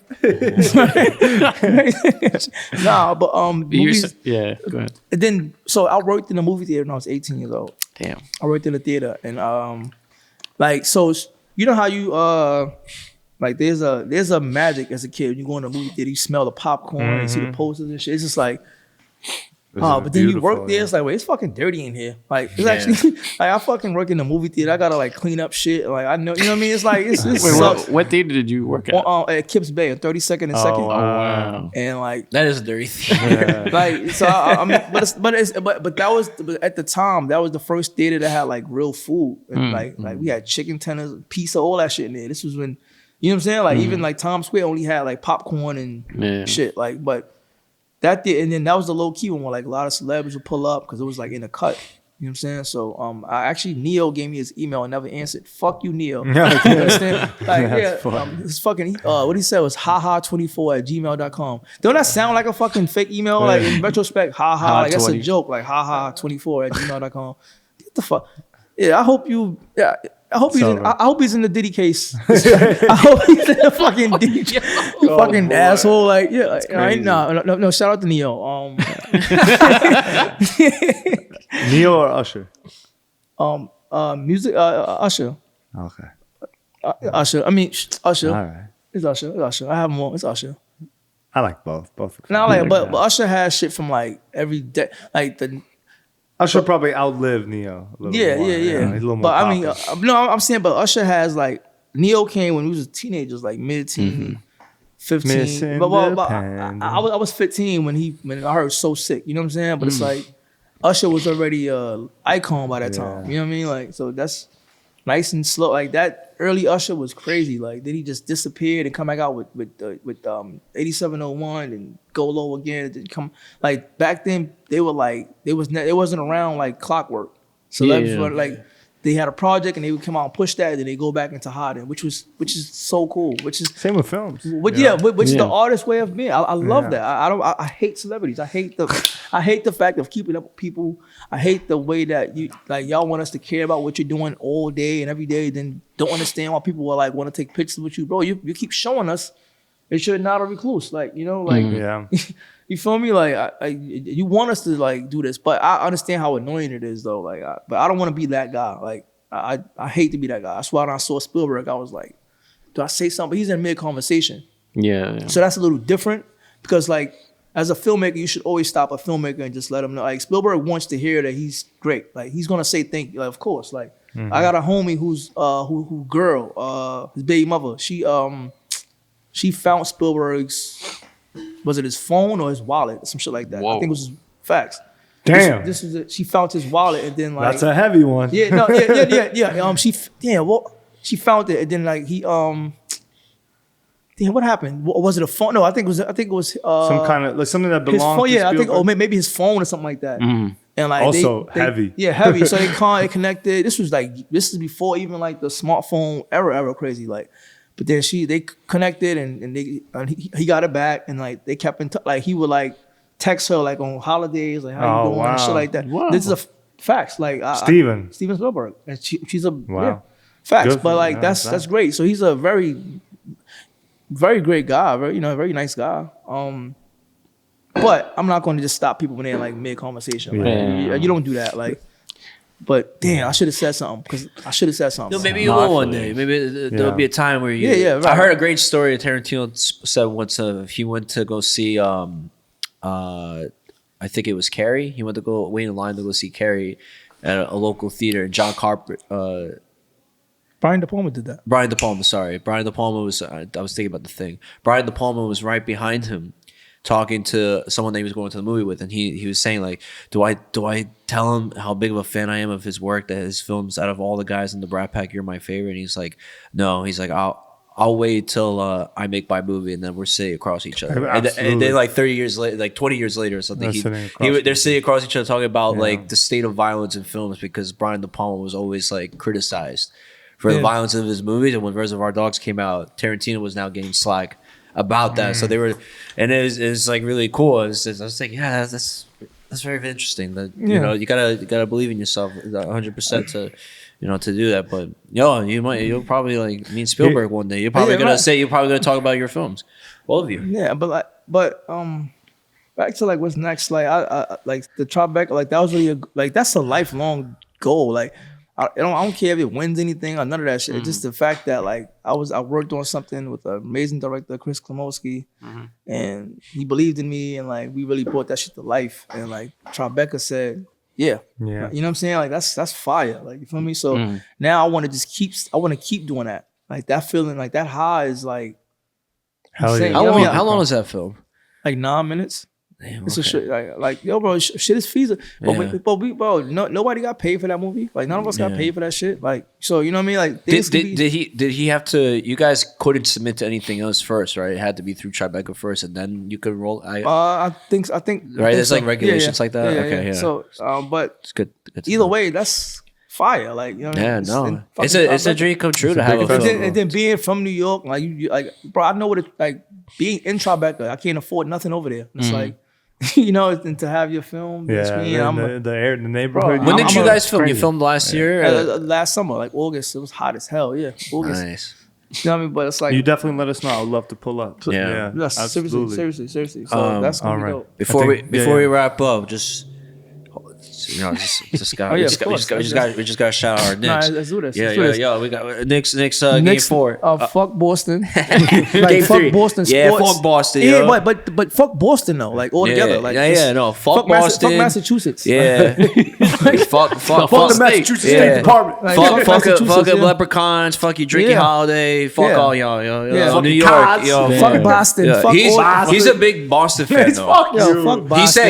He said I go with the champions, and even referring to last year. Fuck Southie Projects and fuck The Town. The Town was a remake it was a remake of Set It Off. Crazy. That's fucking crazy. Like how is that a real story? And Set It Off came out 20 years before, 15 years before, and it's like the same movie. Like who's lying?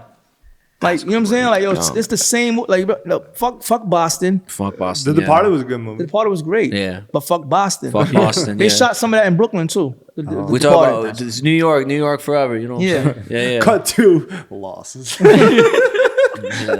He low key wants us to lose. We're gonna make a clip, bro. We're gonna do side by side. Bro, the fact that the Knicks are losing, the fact that the Knicks won the first 2 games in Boston is enough. That's a big sign. Even if they you don't think Boston just let them play, let them do it? No, I think the Knicks are gonna win the series. Yeah, I think they're gonna win the series. I think it's going 6. I don't think it's gonna be a sweep though. Yeah, I think it's going 6. I'll probably be a gentleman's sweep. Listen, Boston is like hobbled. They're old. They're not the '96 Bulls. They're not unbeatable. Like you saw that during the season for real.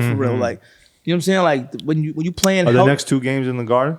Yeah. Oh, they beat them twice in a row. I'm going after this, and I'm going to game 4. It's gonna be crazy. It's gonna be crazy. You're not sweet. I hope to God. I mean, you know what? I think Cleveland just won yesterday. That 2-1, and now in my mind, I'm like, here we go. But Cleveland at their home turf at Indiana Pacers. But Cleveland is better than Boston. Cleveland was hurt. They got healthy last night. Yeah. Boston, bro. Cleveland has guys that could stop Towns. Boston doesn't. When was the last time the Knicks went to the Eastern Conference Finals? 1999. Yeah. And when's the last time they went to the final? 1999. That was the 8th season. But that was like a 1-4. That was a gentleman's sweep. But that was also like, I mean, that was the lockout year. They were number 8 in the seed. Yeah. They were the first team. You said Cleveland, Indiana, the other 2 teams, right? So they're gonna have to, if they win this, they're gonna have to play. And what about on the West Coast? Who are they playing on the? So the West Coast is the Minnesota Timberwolves and Golden State and Denver Nuggets, OKC. Golden State. And I want Minnesota. I want Minnesota versus the Knicks because there's Knicks history now with Minnesota. Like there's like Knicks connection to the. And I just want to see that. I just feel like both teams won their trades respectively. Facts. I'm happy for both teams. It makes sense. New York Knicks. Go. We should see if we could gel the gold. But yo, David, I really, we appreciate you coming through. No, thanks for having me. We gotta link up. So I know we tried to link up before. No. I love the film that you sent me, and it really inspired me. It was I really mean when I say there's a lot of filmmakers. And I'm kind of like, I feel like I've seen a lot of things already. I feel like what I saw that you showed came from a lot of heart, and you feel like old school film to me. Like, thank you. And that's very rare. So I'm very honored to have you on here. I come from a different world, bro. Like different. I don't understand the world no more.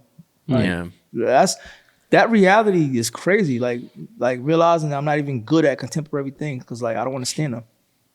You know what I'm saying? Like, damn, that sucks for real.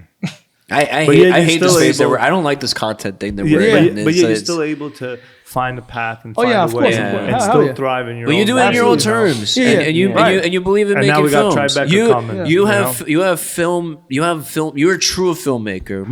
I'm gonna say something that might be kind of fucked up, but I really feel like people that call themselves filmmakers now are not really filmmakers. They're people that got nice cameras that make content, and that's it. They don't really make films. There's filmmaking is making films, documentaries, narratives. Yeah, it's not doing this TikTok, this vlogging, whatever.